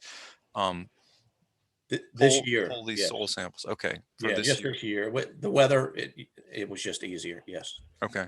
And so we have 18 soil tests pulled from this area, and here are the results. And of course, it only matters if you have the equipment to put out variable rates. So now this is a very busy slide, but I'm going to show, and you just stop me guys if I get it wrong, but this is a lime map. So your whole field result, you said, well, we don't need lime. But according to these guys, they sampled and found that there were some lime needs, low lime needs, but some lime needs in these areas. So I'm not sure whether you're going to pay to have this truck come out to put on a 1/4 ton per acre No. average. They can't put on that, but not on the average, no. But they would, that line this year. the idea is they would put out about a ton. They put out about a ton where on the brown spots, but it averages out to a 1/4 ton per acre because there's all this white that wouldn't get treated.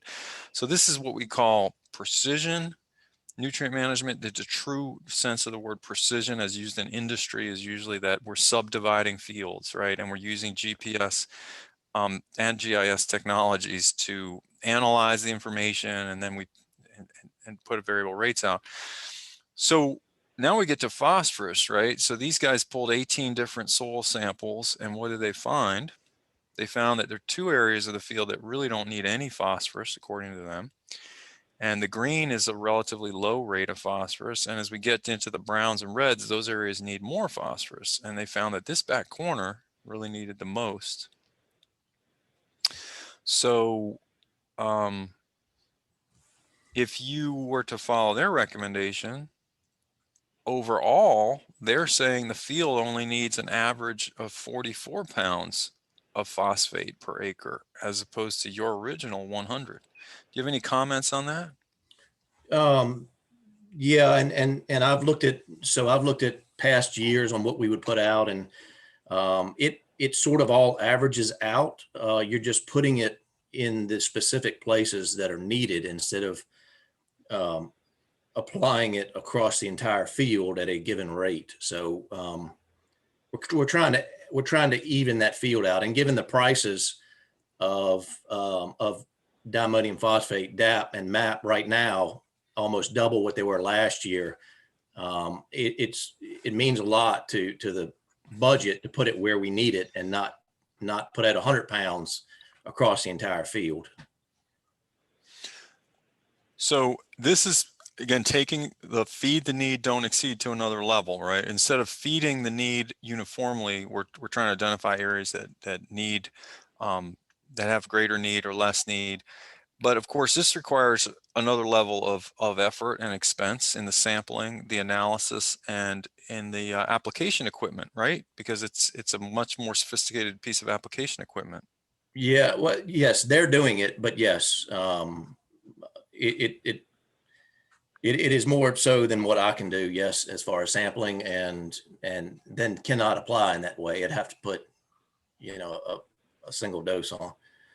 And like any other service, I think it's really important that we, as I don't know, Stephanie, if you agree, we have to be there for our farmers to help them decide whether the service, is valuable or being done right, because it is a complex thing.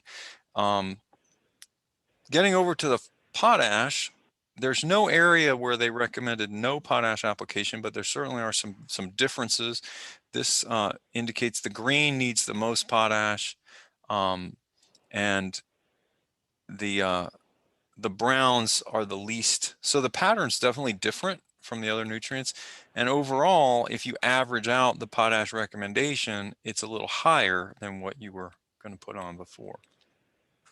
So we just illustrated here what I call whole field versus subfield management. And for these soil test based nutrient recommendations, it really all comes back to these kind of maps, right? But when we shift over to nitrogen and sulfur, we're not going to use soil tests. We're going to use a different approach, and it's going to be yield goal based. And that's where we're headed here. Now, I have a lot of stuff on this slide. I was going to maybe break it down differently, but I'll just walk you through it. Here we're looking at our yield goal based nutrient planning. And the rate of nitrogen that you're putting out or we're allocating is going to be the predicted crop yield in bushels per acre times 1 pound of N per bushel. And then just taking into account, because you have no manure, just a legume credit, right? So prior legumes, and there's a table which tells us how much of that prior legume credit we should account for. The predicted crop yield, do you all remember? We had those charts up about 180 bushels, right? That was your best 3 out of 5 average. It was 177, but we'll say 180, right? Yep. Best 3 out of 5. We'll say a legume credit for the prior soybeans, which by the book is around 20 pounds. So that gives us a target of about 160. Now, again, in this table, it's a productivity group 1A soil. And Stephanie, you're correcting me, right, if I'm missing something, but it's a productivity 1A soil, about 180 pounds of nitrogen is a recommendation. But we're going to take off that prior legume crop availability. So we're in around 160. Are we good with that? Just as a ballpark number? Yeah, ballparking it. So we'll bring up another issue, which has to do with some of the, but that's where we start. Now on sulfur, tell us about the sulfur. How's the sulfur getting out there, Bob?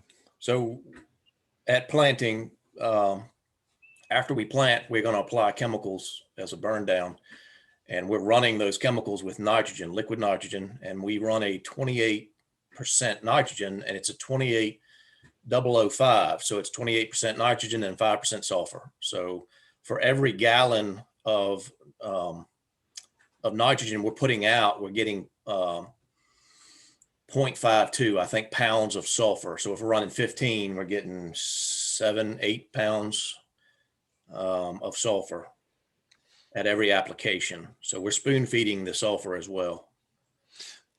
You know, the way I think about it is that we want to provide on these soils where we think we might be sulfur deficient, want to try to provide a ratio, you know, 10 to 1, somewhere between 10 to 1, 5 to 1 pounds of nitrogen versus pounds of sulfur. And that's what you've got with that 28,005, I think. Yeah. That's 28% nitrogen, 5% sulfur, right? That's the analysis of the fertilizer. So you're we're not basing it off of, we don't need to really calculate it. I don't know, Stephanie, if you agree with me, but we know there's enough sulfur out there that it's not going to be an issue. And also it is not a pollutant, at least not now. So we don't think it is. So that's how we get our sulfur. Can the moderators tell me I can't remember what time we were supposed to stop and let David take. 3:20.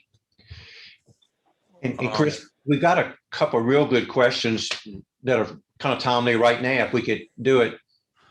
Okay, now let me just check. I think you got that wrong. What time, or not wrong, but can you confirm for me? I got confused. We're ending this session at what time? 3:20? 3:20. Oh, good. Oh, we have plenty of time. Forgive me. Yeah. Okay, let's go with some questions, because then we're going to switch over to placement and side dress splitting and stuff like that. So let's talk about anything else you got. Okay, Chris, can you go back one slide to that field that we've been concentrating on? The question was going back to that back corner, why it needed so much more phosphorus than the rest of the field. Okay. There you go. And that question is more to Bob. Yeah, that corner never produces, ever produces. It sort of slopes off in the back. That whole corner does to a little bit, but it's a sandier soil back there. We just never get good crops back there. I have to attribute that we're putting the fertilizer out. We're just not taking it off. That'd be my only guess.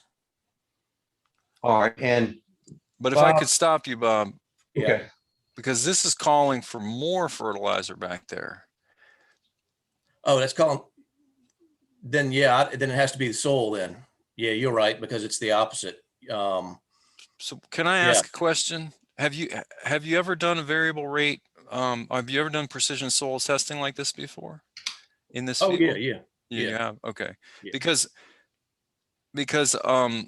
you know, this could be the case, right? Where this would be a beautiful situation where you found out, oh, we're low on phosphorus in this corner. Maybe that's why the crops have been poor. Now, I'm not saying that, you know this field, you've been there working it for a long time, but that's an example of where it can help identify problem spots. Yeah, forgive me, that you're correct. I was thinking it was the opposite direction.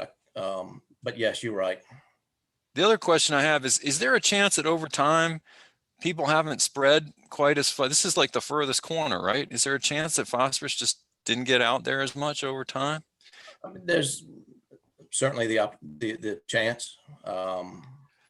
It all depends too, so it all depends on how they pull the sample in these grids. You talk about pulling a 20-acre field. Well, when you're pulling and these grids are on 2.5 acre, they're 2.5 acre grids. Well, a soil test is only as good as the person that's pulling those tests. And so if that person goes to the middle where that dot is and pulls a test around that four-wheeler and not get a representation of the entire 2.5 acre grid, then you could potentially grab a higher P or a lower P or a higher potassium or lower potassium or what have you. So it's important to pull the entire grid as best as you can as well. And honestly, that typically isn't done in industry because you've got 18 stops already. So usually you're getting a more around that spot. But it's a very interesting that you mentioned that, because when you think about how these are done, if this one happens to be a little bit high, there's nothing else to sort of offset that. Well, if this one were high, then the other ones around it might or low might offset it a little bit in terms of the analysis. So I'm not an expert in it, but there's a certain amount of smoothing of these different zones, and some of I guess what you would call is interpolation, right? Is approximating what's happening in between the spots that got sampled. Yeah, they feather them out because of the way the machine spreads. That's not exact. And again, these soil tests are not exact. It's a method of figuring out how you can apply in a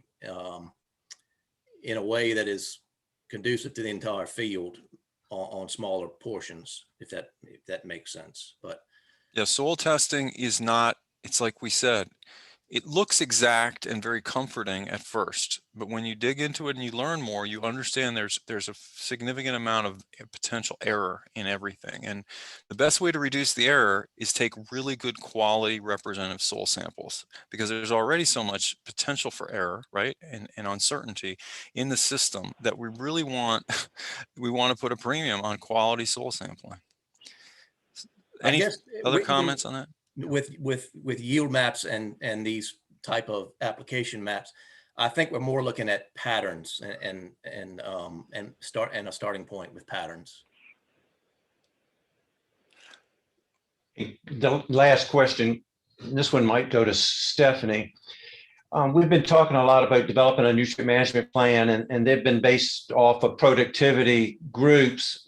Can we comment a little bit about using the farmers' historical yields, and then how many years of that yield data are needed to make recommendations? Yeah, we touched on a little bit about this in the beginning, and with farmer yields, it's usually the best 3 out of 5 years that we'll go with to base everything out of. So that's why we've been kind of hitting the 180 range with Bob's farm, because that seems to be his best. And while I think pretty much this whole gambit has illustrated that, yes, you can go off the productivity group and it does give you a good idea, but there is so much other information that goes into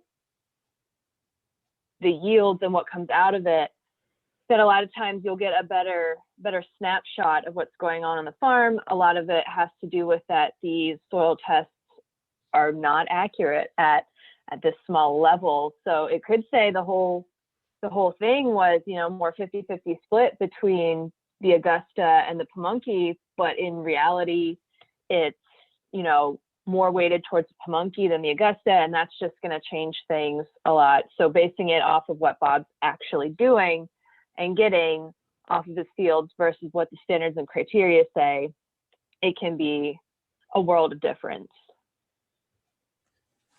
So to confirm, you know, back up what Stephanie's saying, I pulled up the soils map, and remember the warning, right? This map, it really should not be used the way I used it.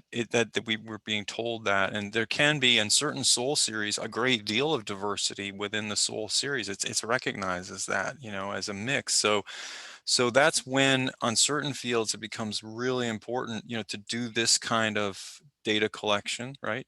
Mapping, collecting this. So it's getting more site specific so we can refine our decisions. So Chris, Yeah.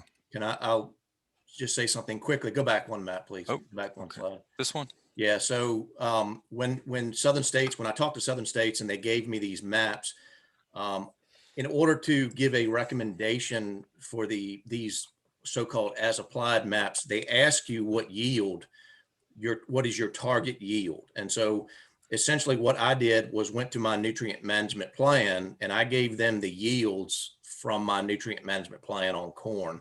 For 3 fields were done this year with this, and I gave them separate yields for each field. And so they're targeting these applications based off of my nutrient management plan.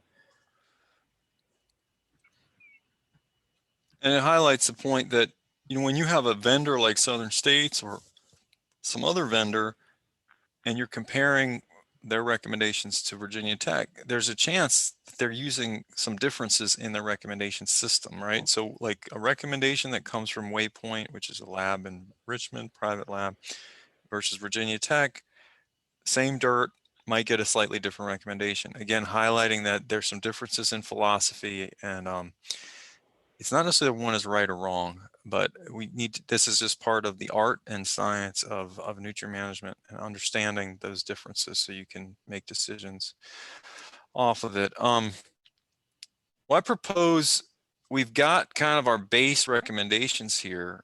I propose we move on to this. You might notice, and I obscured it, but this is drawn right from the standards and criteria. This is how the charts by which we decided, you know, how many pounds to budget of N and phosphorus, phosphate and potash. And, but then there's this other element here, which says that on soils with a high nitrogen loss risk, at least half of the inorganic nitrogen applications or fertilizer nitrogen applications shall be applied as a side dress.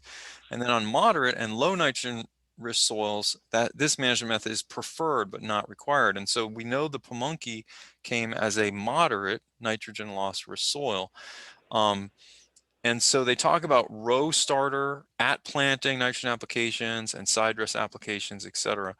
So that's what I've indicated here, right? Is it part of our basic nutrient management for this field is a recommendation to split apply and use side dress. So let's look at that. And what I thought we could do, I'm going to talk a little bit to get us set up here, is that a great fact sheet by Dr. Mark Alley and some other folks, you know, possibly a nitrogen phosphorus fertilization of corn. And what it shows here is a graph showing as the corn is planted here on day 0, days after planting is 0. As the corn plant grows, there's a rapid increase in growth here as we get into this period of the season, and the nitrogen uptake, the total amount of N, is represented by what's underneath this, what's in this gray. So what it's saying is that we're not going to have any nitrogen uptake at all, certainly before the crop is planted. And even when the crop is planted, the amount of nitrogen needed is very, very small. Meanwhile, the opportunity for risk, for loss, is much greater in this time period. So if we can move the nitrogen applications, you know, these are soluble nutrients, unless they're, you know, controlled release, encapsulated, physically encapsulated or chemically treated to minimize their solubility, which has a cost and a whole other issue. You know, the stuff that Bob's putting out is pretty much immediately available. So if we can delay those applications to later, that's going to be an advantage. And that is one of the things that's highlighted in this fact sheet. So that's a timing issue. The other thing is, here's the phosphorus in the life of the corn plant. This was nitrogen, this is phosphorus. And what this shows is that P deficiency symptoms are most likely to show up here. And part of that is because phosphorus, availability is also controlled by temperature. So and to some extent, nitrogen release from the soil is controlled by temperature too. But really, we're counting on soil test phosphorus, soil phosphorus to become available. And when the soil is colder and the plant roots are shorter, right, because that phosphorus is distributed through the soil and we don't have a lot of rooting system, this is when having enough phosphorus to get that crop up and going is really important. So we get to this issue of timing and placement. So how can we improve the efficiency, right? And so one mechanism is with timing. So what I thought I'd show here is a diagram I created. This illustrates 0 days after planting. So there's your corn seed that's been planted and it's just showing sort of 3 rows. We're looking down the rows. This is, Bob, I don't know if I'm right, but I estimated 30 days after planting, you get to V8. This is, 8 leaves. The roots, according to that fact sheet Dr. Alley wrote, the roots should be starting to meet in the middle of the rows at this point in time. And then we have 60 days after planting. And, you'll remember at VT or the tassel stage, that's when the bulk of the nitrogen need really comes in, right, is later. So I do think it's really interesting. Just imagine how much more likely fertilizer is going to be taken up in this part of the growing season than this one, right? When you look at the root systems, you think about what's happening. There's no water uptake by the plants here. Here, water is getting pumped out of the ground. There's no downward movement of water unless you have an extremely unusual rain event in the middle of summer to push water and nutrients down through the soil. So this is just a much better time environmentally and for producers to put nitrogen out. So guys, I'm going to illustrate some different levels of efficiency. So think about it. A least efficient way of applying fertilizer in is that we broadcast it, we throw it out there, spin it out there before planting, right? And that's how your phosphorus mostly is getting applied, because it's a dry fertilizer. You have to run across the field with a spreader truck. But a more efficient way is to do a split, right? Which is, some of it could be spread out before the crop's even planted, right, with the spreader truck, let's say. But if we can hold some of that nitrogen in a liquid form and then apply it side dress, and that's the side dress idea. And that is a split, right? We're splitting between an early and a late. Another even more efficient approach is to use a starter. So instead of applying it before the planter goes in the field with a spreader truck, we actually use the planter, which is one of the things you're doing, right? You're putting some starter out, a little bit of pop-up fertilizer. It's actually going in the furrow. But that starter, so its starter is applied generally, we refer to that as an application when the crop is planted. So the planter has to have the hardware on it to do it. If it's a pop-up type, I'll let you talk about this in a moment, Bob. But then we hold a lot of our nitrogen for when, for side dress time. 12 to 18-inch tall corn is when we think about getting out there. This stuff's a little taller. The last and most efficient option would be to put a little bit on early, do another side dressing, and don't worry about where these arrows are. Basically, we're saying we're doing a first side dress, SD1, side dress 1, but then hold off and do another side dressing here. So I've shown these different options, and Bob, maybe we could talk about your equipment, and like, first of all, what do you have on your planter, or to apply nutrients, and what would you need to go beyond that? We run an in-furrow pop-up, which is not a lot of fertilizer. Again, it was mainly put on to for the insecticide and fungicides. We are moving towards putting a starter on, and we'll probably do that next year. So we'll put more nitrogen. Right now, with that pop-up or that in-furrow application, we are spraying 15 gallons of nitrogen to offset what we're not getting out of that pop-up. More than likely, when we move to a starter next year, we will not broadcast any nitrogen with the chemicals. We will put that in a starter application, which is a 2x2 or something of that nature. So if you don't mind, I have this graphic. Let me just introduce it here. This is looking at placement, right? Because we were talking here about timing, and we'll get back to these, this idea of split, but this may help illustrate. So, we have one approach, which is broadcasting, right? And that's where you just spread it over top of the residue. And you're spreading across the whole field. You can also band, which would be applying near the row, but on the soil surface. And you could have a banded starter, just kind of what we're showing here, but you could also have an injected starter. And that's where your planter would actually put the nutrients 2 inches to the side and 2 inches below the corn seed. So Bob, is this kind of what you're talking about, that you might be moving towards having the equipment to do this? Is that what you're saying? We're moving towards the banded application. Okay. Injected normally is, injected is usually referred to as side dress when you're putting it in the soil. Yeah, and I'm calling it injected, but Yeah. what I mean is a 2x2. Yes. Yeah. Were you going to move to a 2x2? We are. Yeah. Okay. We'll Okay. move to a 2x2. Yes. And so here we have an example of tech where it's good to talk through the terminology. So you're saying banded, because some people will just dribble it on the surface, and it is more available to the seed because at least it's not spread out all over the field, but it's on the surface. And I think of that as kind of a dribbled band.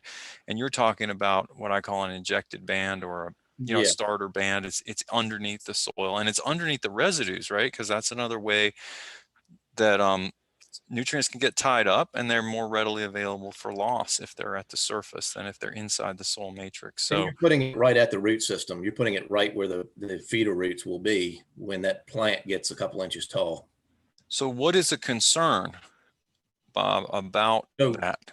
Putting too much in furrow on the seed, there's too many salts in a fertilizer, a nitrogen fertilizer, that will potentially and could burn the seed if you're in different soil types. And so typically we don't put a lot in furrow, just a very small amount.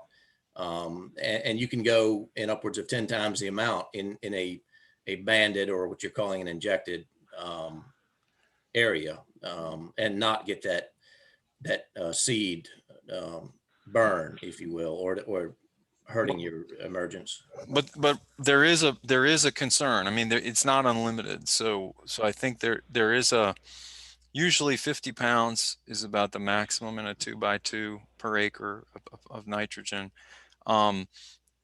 There is a salt concern, right? There's a concern about impeding germination, which would be a really bad thing, right, Bob, for that expensive seed that you carefully planted to not germinate because you put too much fertilizer too close to it. So this is a major issue that people need to be aware of. You don't have to be an expert in it, but you have to know, hey, efficiency's good, killing corn seedlings is not good. So that's a factor. But let's just go back and talk about this idea. Bob, you're not set up to do the banding right now. You put a little pop-up fertilizer. You do spray. I'm going to kind of draw. You spray some starter with your herbicides, right? Some liquid, and you told us about that. But then what are you doing on the side dress? So at 18 inches, somewhere in there, we'll come out with another 50 pounds. So 45 to 50 pounds. So another 15 gallons of that same 28005. So we're getting some nitrogen and sulfur there. And that's dropped in the middle of the row in a stream. Right. In about 15 gallons. And then We're considering that our first side dress. That's your side dress 1. Yeah. And forgive me for drawing so sloppily. And you may not wait this long, right? You may not wait until the corn's this tall, but this is just representing the idea that then you would, in a good year, you would come back, right? And put some more out. Well, we've been doing it now for 3 or 4 years. We'll come back on a second side dress regardless. And we will come out with 20 gallons, some 25 gallons, depending on the field. So I'll adjust that second side dress depending on what my nitrogen requirements are for that field. And so that's where I'm getting specific as to what my nutrient management plan calls for based off of yield and what I'll be putting out in that specific field. But what's an advantage of holding your fire a little bit and waiting until later in the season? I mean, have there been instances where you're like, yeah, I know more than I would have, you know, in April? That, but also your graph that you showed and nitrogen uptake. And so I'm putting it on when the plant is most able to take it up, thereby trying to increase my efficiency. That's my whole goal, is to increase every pound, to get every pound I can into that plant instead of having it leach or volatilize. So, forgive me, I've got my drawings here. Let's keep moving. And that takes us to, because we're about time to wrap up. You know, this diagram, I'm gonna, you know, this is your current rotation, and I'm gonna show, this is roughly what you just described, right? Is that at planting, putting out about 45, side dress, first side dress, you put in about 45 more, and then to get us to about 160, you put out another 70. Yeah. And there's also sulfur in here. But you know, this is really spoon feeding compared to what, and it requires special equipment. Do you have equipment that can run across the cornfield at this stage? So no, we don't. The corn's too tall for us. We'll put on the first 2, and then we have the fertilizer dealer will come in with higher equipment, and it's normally shoulder high to head high when they're coming in. I try to wait as long as I can, but not have them break off corn or bend it over to where it won't come back up. What's another option for getting out there if you can't drive across it? You can fly it on, but that gets relatively expensive. But then you're flying on dry nitrogen. So, you know, as we wrap up here, you know, this is really cool, but this is enhancing efficiency with timing. And in theory, you should either get more yield with the same, on average, you get more yield with the same nutrients, or you might be able to get the same yield with a little bit less nutrients, but it's very difficult to predict. So if we can just keep increasing efficiency and the likelihood of uptake and decrease the likelihood of loss, that's all for the better. Yeah. You know, and the last point is you do have a fertilizer truck that's going out with some phosphorus that has a little bit of entrained nitrogen in it, like that. If it's MAP, monoammonium phosphate, it has some nitrogen in it, but you can't really count that nitrogen effectively because it's going out at these different rates. So there's some spots in the field that get no nitrogen, there's some spots that get more. So it's kind of hard to account for that. So there's some trade-offs when we get into this precision ag thing, because you want to know where the nitrogen goes, but you're varying the rate of nitrogen with the phosphorus. So it's a lot of complexity. For our operation, yes, this is the way it has to be done. Now, there are some guys that can account for that by varying the rate of nitrogen as they side dress. I know there's some guys that have that capability, but for us, we just don't have that capability. So, and speaking of capability, you know, if I just said, oh, well, you should use a starter rig on your planter, like what would it cost you to get your starter set up on your planter? I've seen them $7,000 to $10,000 maybe. Right. And I mean, is that something you can easily easily write a check for that? Chris Lawrence can give me some money, sure. I can. So, you know, so all of the equipment needed to be more efficient is expensive. And so you're currently, relying in part on custom applicators to help you with some of this. And a lot of it is tied to the commodity prices. And if we have a good year, then yes, we can put it on. If we don't, when commodity prices are down, then we may have to wait another year. So I put this last slide up. As you go to your new system where you're hoping to grow high biomass legume cover crops, and you're going to get more nitrogen out of the air, and the system is going to give you more nitrogen. And how is that going to impact your N rates? I have a question mark here, because there are some by the book formulas, but it's something Virginia Tech is currently researching. Penn State is researching. It's an important question. There's a lot of exciting opportunities, but there's also a lot of uncertainty. And so, that takes us, if you permit me to, I think we're right about the time we need to quit for let David take the floor. This, I hope this fundamental formula, may be starting to make sense to you, that there's a lot of factors. And, again, what we see Bob doing is he's enhancing his efficiency using timing and placement. We already talked about that. He hasn't played too much with different forms of fertilizer. He's trying to do some precision management, responding right to that spatial variability, because that's a whole other thing that's not in our nutrient management planning books. It's, well, what if one part of the field needs less than another? He's trying to respond to that. And then there's the soil health thing, and how can we make the system better able to supply, cycle, minimize losses.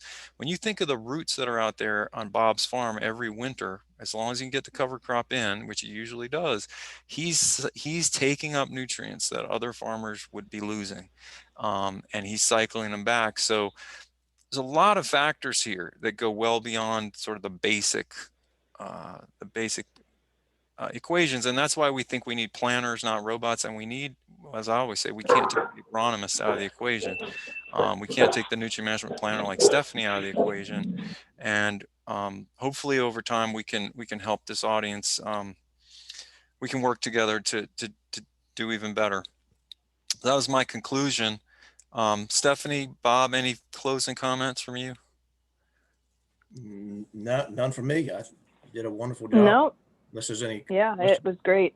Yeah, Bob, is two follow-up questions. All right. When you were talking about that last application, one of our participants wanted to know whether that was a liquid or folia application. So the second application is the same as the first. It's all 28% nitrogen, and they're doing it the same way. They are side dressing it right down the middle of the row, just like we would on the first application. It's just their equipment is a little bit taller than ours, so they can go through the corn when it's at a taller stage than us. I think you've answered this question, but you may want to comment on it. All right. What are some of the hurdles that are keeping Virginia farmers from implementing precision ag technology? And you mentioned the up and down markets, limited cash flow. Any other comments? Well, that is a big part of it. It's a huge part of it. I think as we do more precision agriculture or variable rate applications or something of that nature, the fertilizer companies are making it a little bit easier or a little bit more affordable, because it's becoming more common practice as far as doing what I'll term enhanced or precision nutrient management, such as banding or side dressing twice or what have you. That does take a little bit of expense to put it on a planter. And so, those are the biggest hurdles I see. And that's why we haven't converted to that, but we've decided that it's becoming more important for us to become sustainable. So. Right. Can I mention something real quick? Is that I've broken out the terminology here, and it's somewhat semantics, but to do precision, if you use the term precision, right? If you're talking about the traditional or the conventional use of that term, it's about the spatial variability, breaking fields down, and that means GIS analysis of maps and data and GPS linked equipment. You know what I'm saying? but if you're talking about precision in a broader sense, which is like being precise about when you put down nutrients and what form and what where you put them.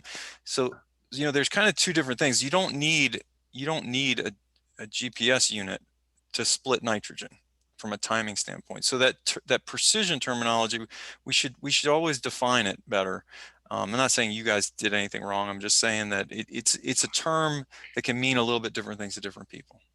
Agreed. Yeah. And then two more, and then we'll turn it over to David. This one's probably for Stephanie.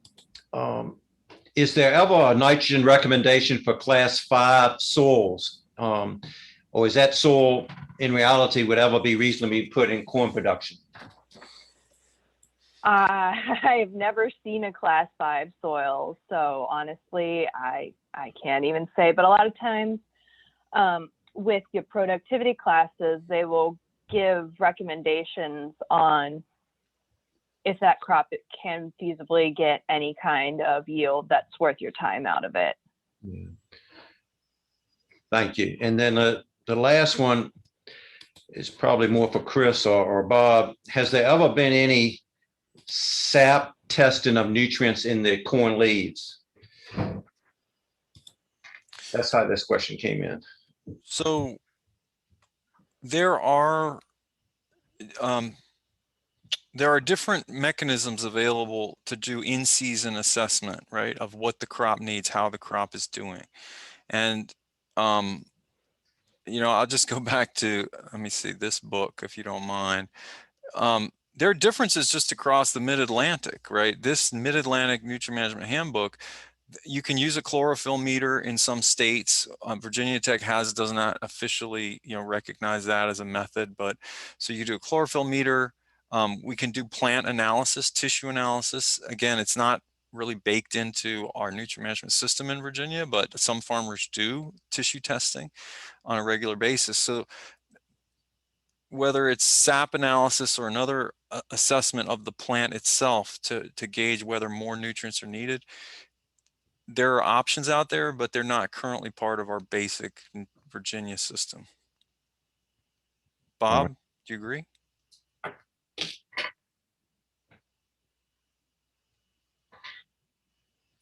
He's not. Okay, I guess does that help? Does that do it? Yeah, I was on mute. Yeah, go ahead.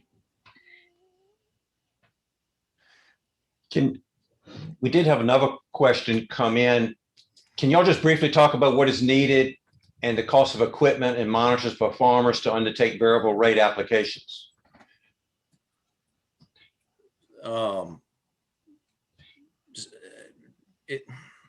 That's what are you talking? Do you think talking about like yield monitors, or are you talking about actually having farmers vary the rate of fertilizer? I think we talk kind of both. And I think maybe where this person is heading, you know, DEQ's loan program, they're kind of looking into see if there's an opportunity here for them to start loaning money for precision ag equipment. And again, I think those of us on this call that deal with farmers on a day-to-day basis, you know, they just want to increase their level of awareness on what is out there, what is needed, so they can become more efficient. Yeah, so yield monitors can be put on a whole host of combines, and prices are coming down because they're becoming more available. As far as applying fertilizer, I've seen them on trucks that farmers have. I've seen them on pull type spreaders, so they are available. And again, they're also coming down. I think the prices are coming down, and they're willing to work with you as far as generating maps. I know that Deere up here, they've got a service. Well, they'll come out, soil test, and generate maps for you if you're doing your own. So the help is out there, and I think the larger farmers are probably taking advantage of that now.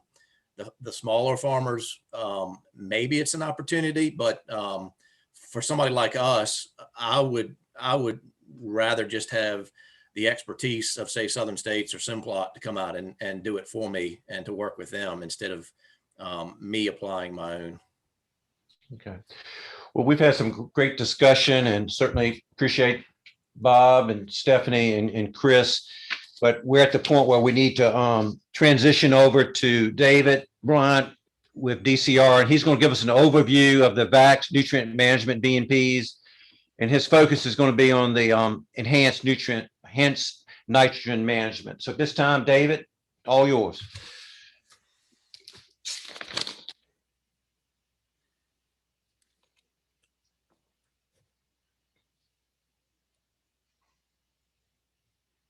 David, we can see your screen. It's not in presentation mode, but if you're trying to speak, I can't. Sorry, I was I set up the presentation, then I realized it was on mute, and I had to back out to get it to let me unmute. Anyway, greetings everyone. I'll get set up in a second.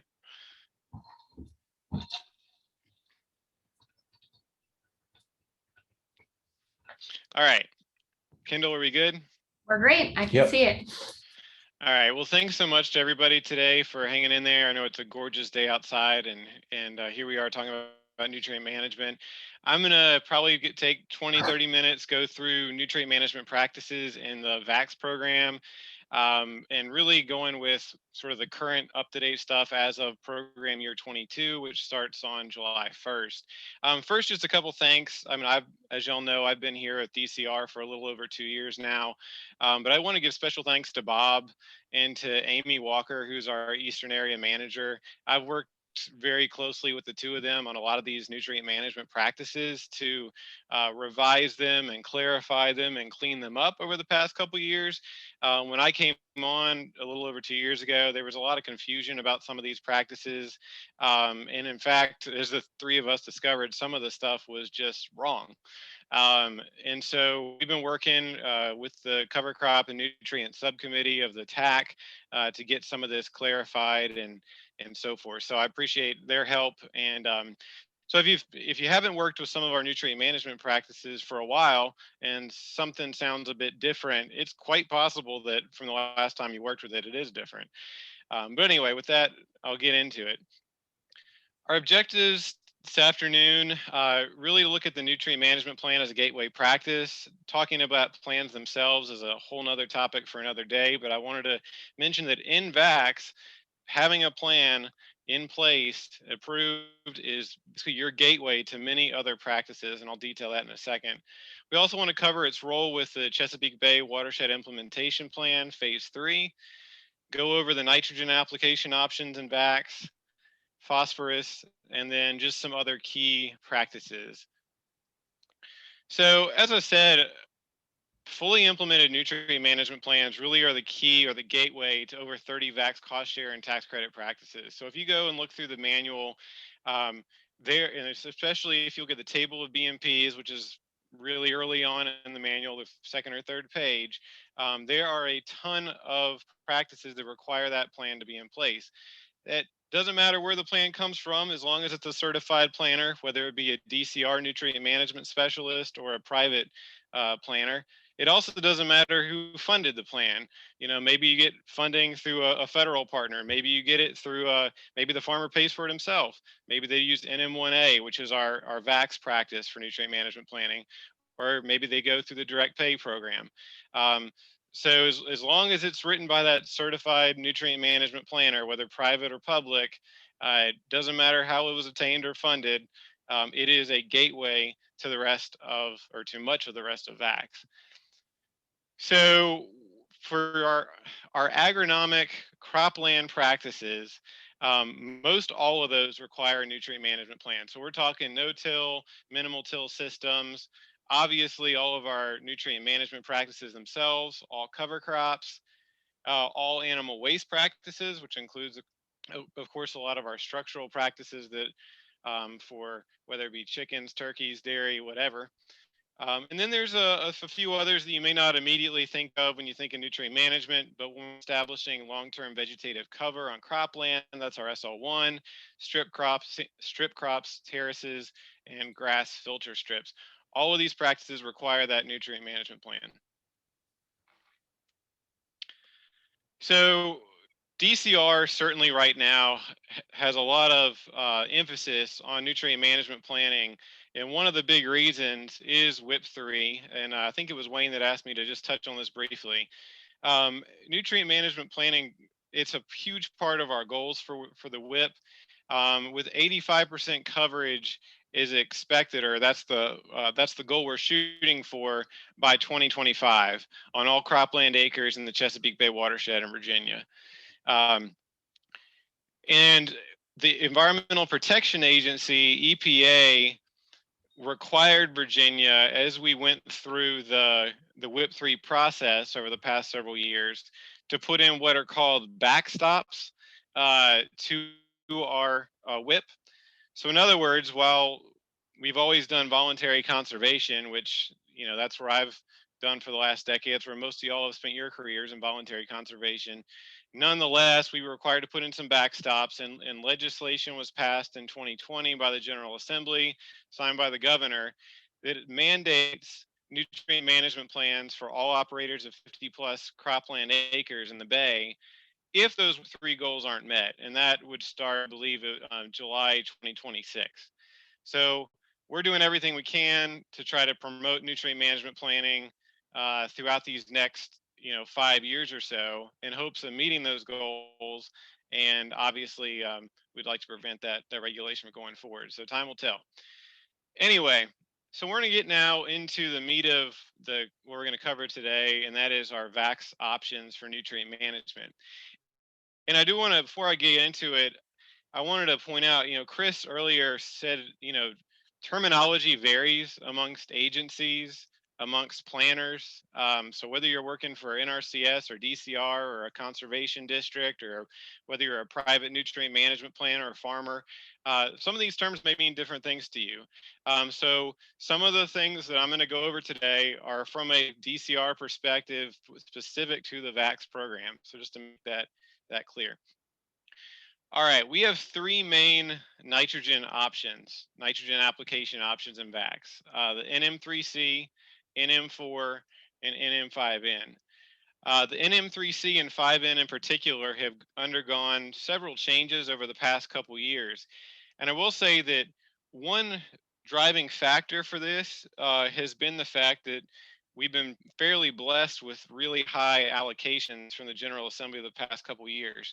2020 was a record year, and it looks like program year 22 will be another record year. 21 that we're in currently is more of an average. But in any case, a lot of districts are receiving more allocation than they traditionally do, and as such, they're able to start working with some practices that maybe historically they haven't before.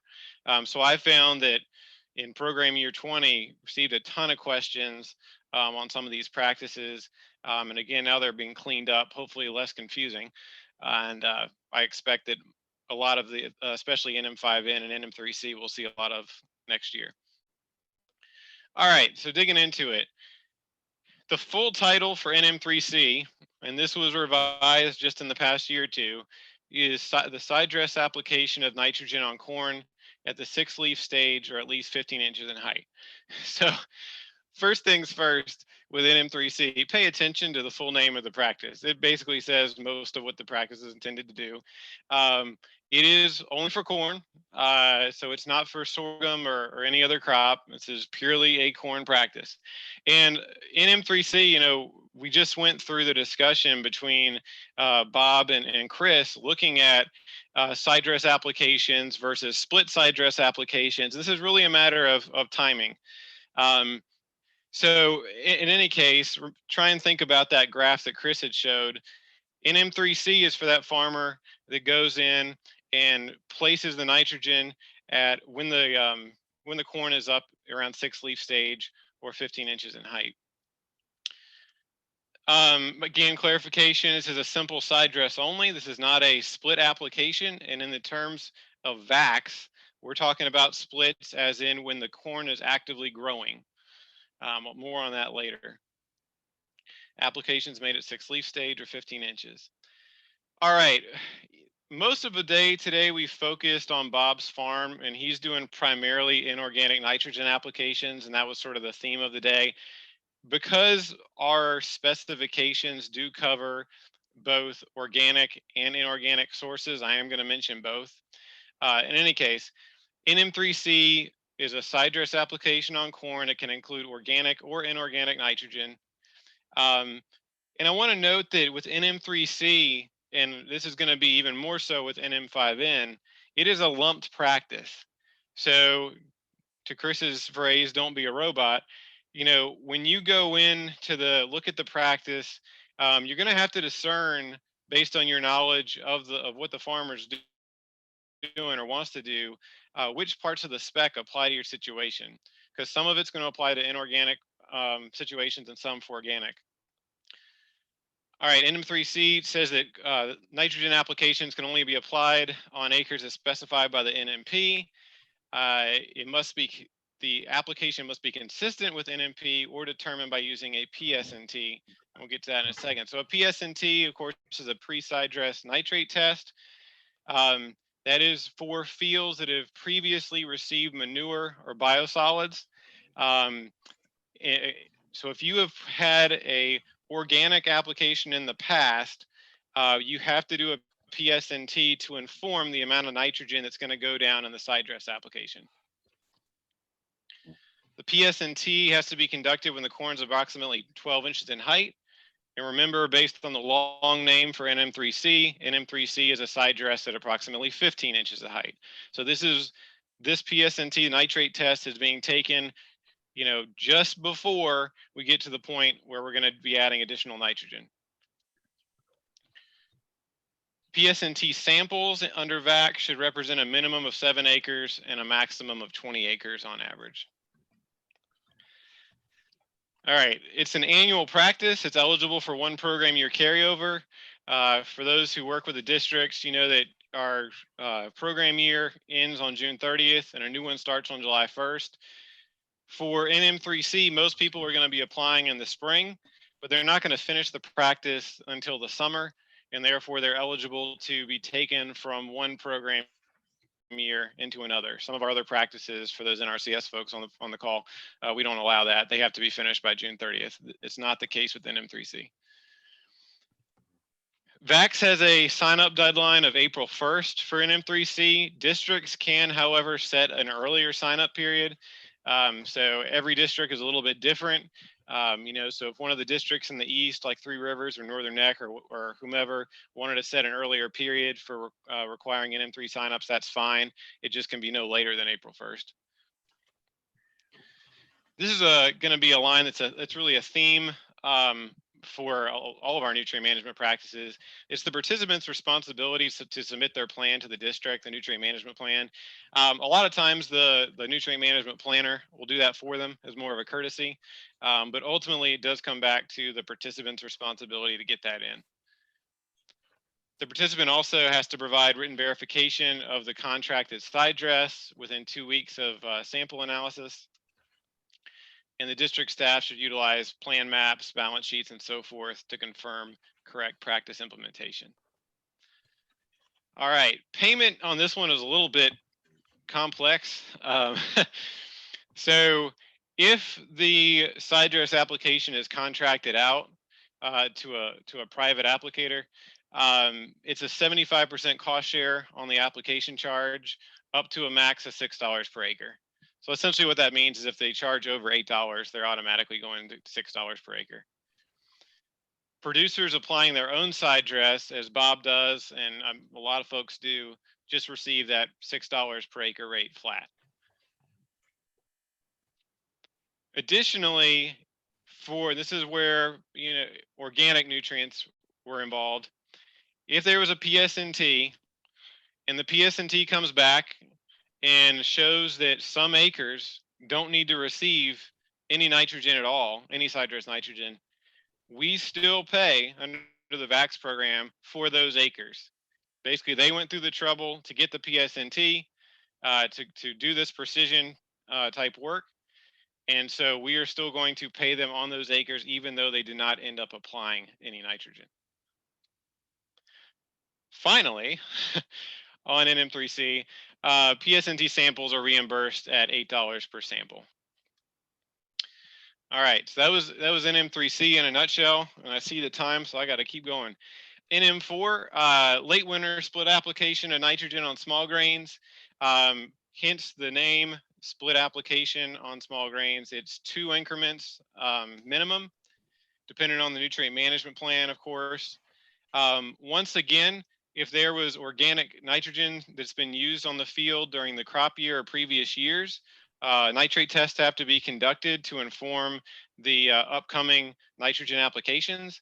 So similar to how PSNTs, pre-side dress nitrate tests, are used to inform side dress rates for the NM3C, we have the fall nitrate tests in this case that are being taken to inform the applications for NM4, that late winter split.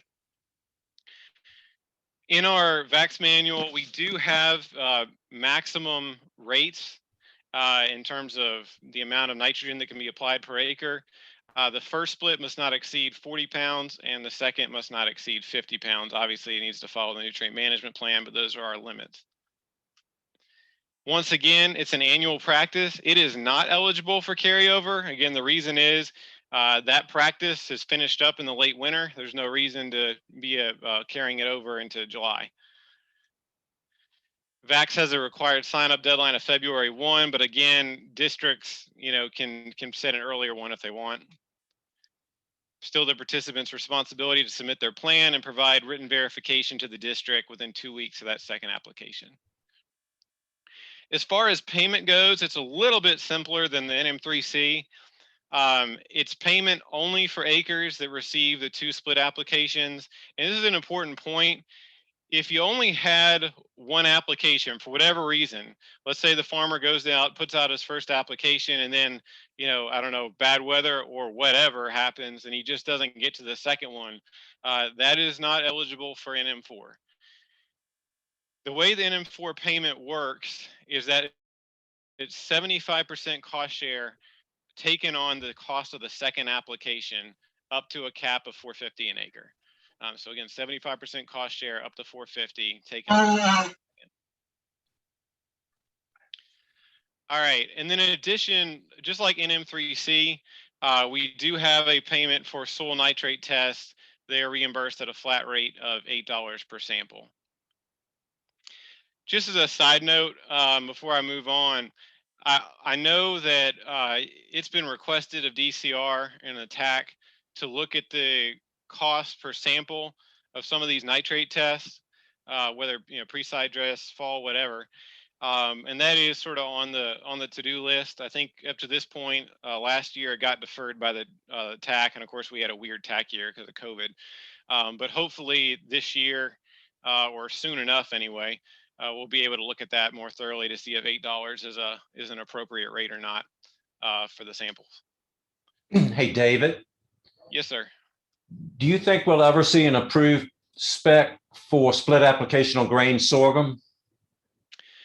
That's a good question. It has been brought up at the TAC before. It actually is on the deferred list of issues that a final decision hasn't been made on yet. I was involved in a conversation, and Bob may remember this too because he was there. Amy was there. One of the cover crop nutrient management subcommittees, I guess this would have been back in 2019.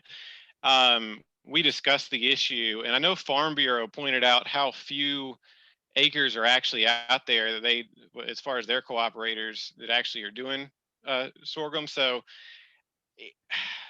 at that point, there was a thought among committee, and may or may not be worth it to do a whole separate practice, but no official decision has been made so far, and it's just been deferred. And hopefully we can take that back up this year and look into it further. Bob, do you have anything to add on that?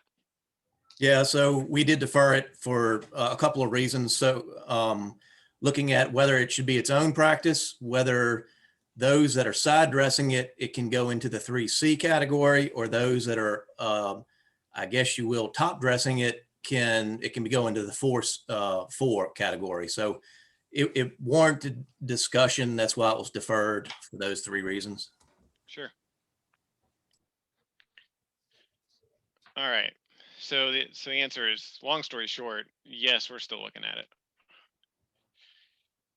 All right, NM5N is where I want to spend the majority of time. Out of the 3 nitrogen practices in VACS, this particular one has undergone the most changes changes, clarifications, and so forth over the past couple of years. Bob and I have been working together on this. So, and I think even a couple of years ago, we sent out some clarification to the districts. But anyway, this practice really supports multiple enhanced nutrient management technologies. And here I go again. Here's the word enhance. We've used the word precision in the title. This is for purposes of the VACS program.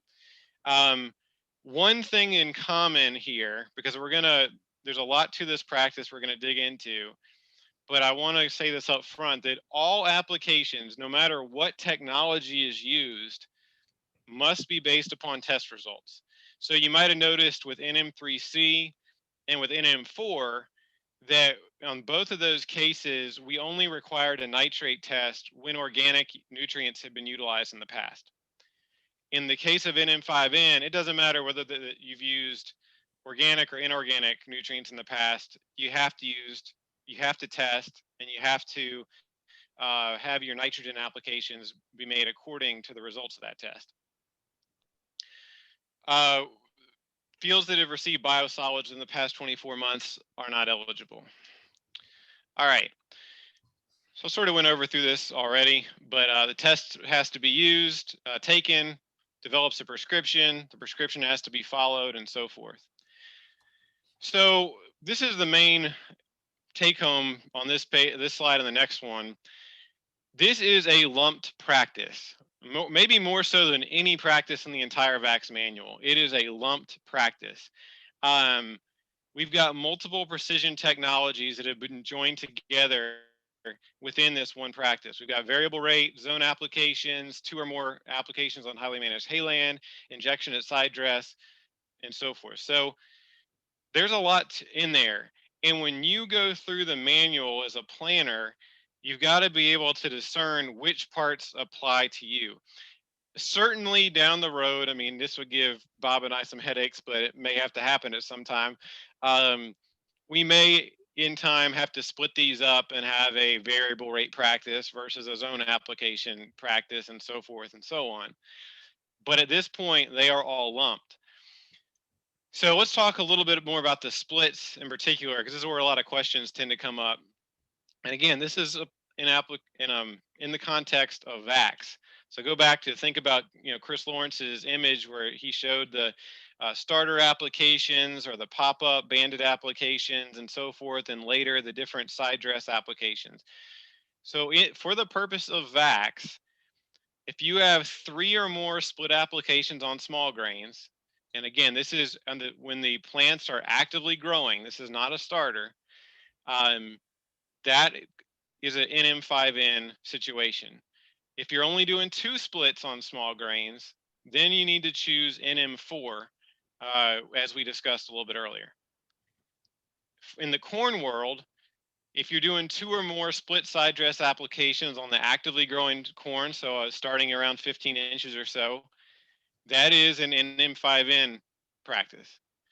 If you're only doing 1 side dress application on the actively growing corn, that is NM3C. So again, depending on the number of splits, you're either going NM4 or NM5N for small grains, and then NM3C or NM5N for corn. So hopefully that makes sense. And so-called starter applications, though they're important, and Chris and Bob just talked about that, whether it's a banded application or a pop-up, those do not count as a split for purposes of NM5N. All right. Back to the splits. All split applications, including the first split, will be applied to the highest demand growth stage, 5-leaf stage, or at least 12 inches. I need to take back 15, at least 12. Subsequent side dress applications, basically you have to wait 2 weeks or so before you go back in. Total nitrogen rates on corn cannot exceed 1 pound per bushel of expected crop yield.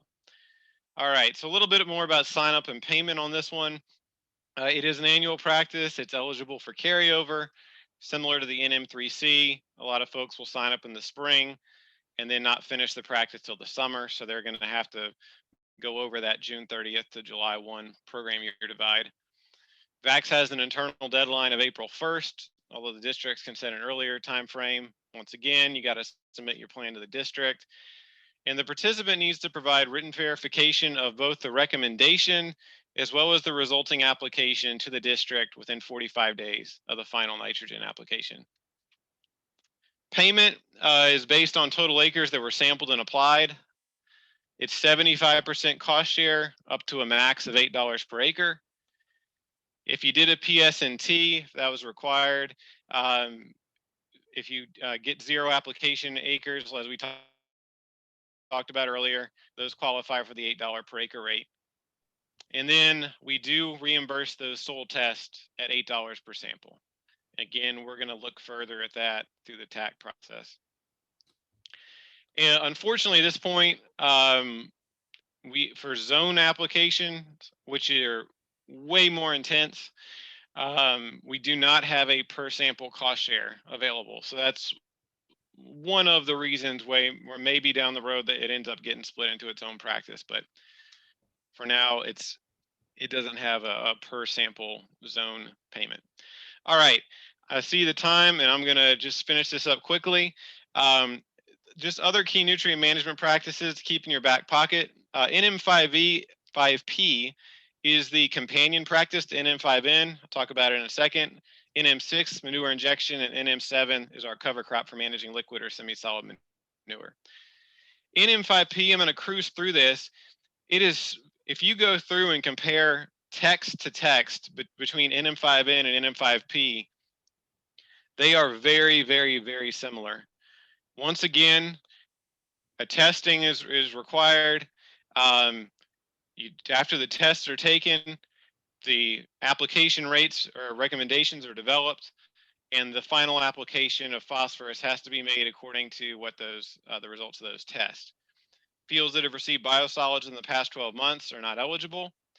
It does require zone or grid fertility samples to be used. Results are used to develop the prescription. I already went through that. And again, I'm cruising because it's so similar to 5N. It's an annual practice eligible for 1 program year carryover. Most of this is exactly the same, except we're talking phosphorus now. All right, payments is 75% up to $8 per acre. And once again, we do not have any per sample cost share for zone or grid fertility tests. NM6 is a brand new practice, and we may delve into this deeper some other day if we ever do a manure oriented talk. But anyway, it's an annual practice for placement of manure below the surface of the ground. Obviously going to be more popular in the West, the Shenandoah Valley and so forth, where there's a lot more dairy operations. This practice requires the participant who's signing up to be in no-till farming. Injection, of course, this is a very similar theme throughout all these. Any application has to happen according to the rates prescribed in the plan, nutrient management plan. All right, it's an incentive payment of $45 per acre. It is a new practice, so we're interested in feedback, as the districts and others start using this in the field. As with any brand new practice, I'm sure there'll be kinks or things that need to be worked out. But currently, the participants just need to provide written verification of the injection to the district within a month. Tell them which fields were injected, application rates, type of equipment, who did the work, and that type of thing. And it's a flat rate, no cost, no traditional cost share. Finally, I used this slide before in my cover crop presentation a month ago, but just wanted to point out, this is a talk in and of itself, but we do have, for farms that are producing manure on site, so liquid or semi-solid manure generating operations, we do have a new practice. It's a very intense nutrient management practice, which utilizes a cover crop for managing that manure. And there's a lot more to it, but I just wanted to mention that it exists. And if you have any questions, we can have a side conversation later. But looks like we are about out of time. So anyway, thanks again for having me, and appreciate it. All right, thank you very much, David. We do have a question, and I know I was telling Kendall that I've seen this question come up even several years ago, but it's probably better directed toward Dave Kindig or Tim Sexton, but maybe somebody in the group can answer it. I reckon at DCR, with the goal of having 85% of your farms covered by a nutrient management plan, is there any discussions being held at DCR with doing away with the traditional nutrient management plans where grid sampling and variable rate prescriptions, variable rate applications that are provided part of the NM5N and NM5P, could that, is that something that's on the radar of folks in upper management? Bob or Steph, have y'all heard anything from the Dave Kindig shop on that? No. No. Could I just throw something in? Wayne? Yeah, absolutely. Go ahead. So I want you to think about the example we looked at with Bob's farm. Yeah, I mean, grid sampling, that led to an adjustment in phosphorus and potassium rates, but it didn't change the nitrogen. And nitrogen is a big part of nutrient management planning.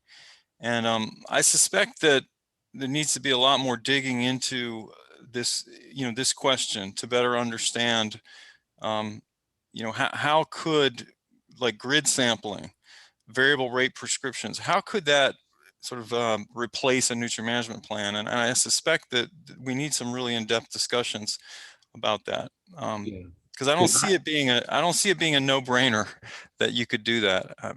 But that's just a technical perspective. Yeah. I think the question was asked a long time ago, and the response is that we need a baseline soil tests. I mean, a nutrient management plan to capture the enhancements by variable rate when it comes to model credits. Right. That's how I remember it, Bob. Like I said, this question came from somebody in the audience. At this time, Wayne, I'll also mention, and Bob and Steph are aware, I mean, this year DCR is going through that periodic review of the nutrient management regulations. So they'll be open for public comment and so forth, coming fairly shortly. So anyway, just keep that in mind. yeah. Well, again, Kendall and I like to personally thank all the speakers. We certainly, I think all of them did a wonderful job. And one of the take-home messages today that I heard, and it's you hear it all the time, is how important listening is. And Chris and others made the point that listening to the farmer is paramount. And, just critically important, because if you're out there as a district employee or as an extension agent or with the private sector or NRCS employee, and you're working with that farmer to try to get them in, say, an EQIP program, the VACS program, or you're working with them to develop a nutrient management plan or a conservation plan, the more input you get from that farmer, he or she, is more likely that they're going to implement that plan or put in that appropriate practice. So I've heard Bob say it at the last session, you really need to get out in the field and work with these farmers, do a lot of listening. Listening is an important skill. And I'm certainly glad that the speakers brought that up. Also, provide Kendall or myself any future training needs that, either we can build upon the two we just recently have put on, or any other topics. We'd be glad to entertain those. And we certainly welcome your feedback or evaluation on today's session. Kendall, you have any closing comment? No, sir. Well done. Thank you. And again, thank you, everybody. Appreciate everybody, and talk to you later. Absolutely. If you do have questions, maybe our speakers can stay on for a moment or two longer. I do think perhaps like Amy Walker and others might be logging some items in the chat box for us. Yeah, I'll stay as long as needed. Thank you. Thank you. All right. A lot of thank yous. Amy said she was having technical issues with her mic. The requirement for the traditional nutrient management plan also required by the EPA for capturing model credit. Okay. Right. Anybody want to come off mute at this time now that the formal part of our program is done and speak to any of our panelists or speakers? Offer any questions?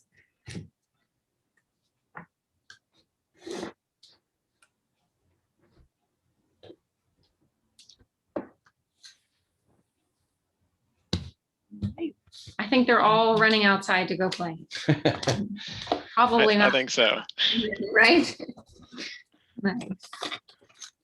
And this was really well done. It was a lot of content that you shoved into 3 hours. Yes. I really enjoyed it. I learned a lot.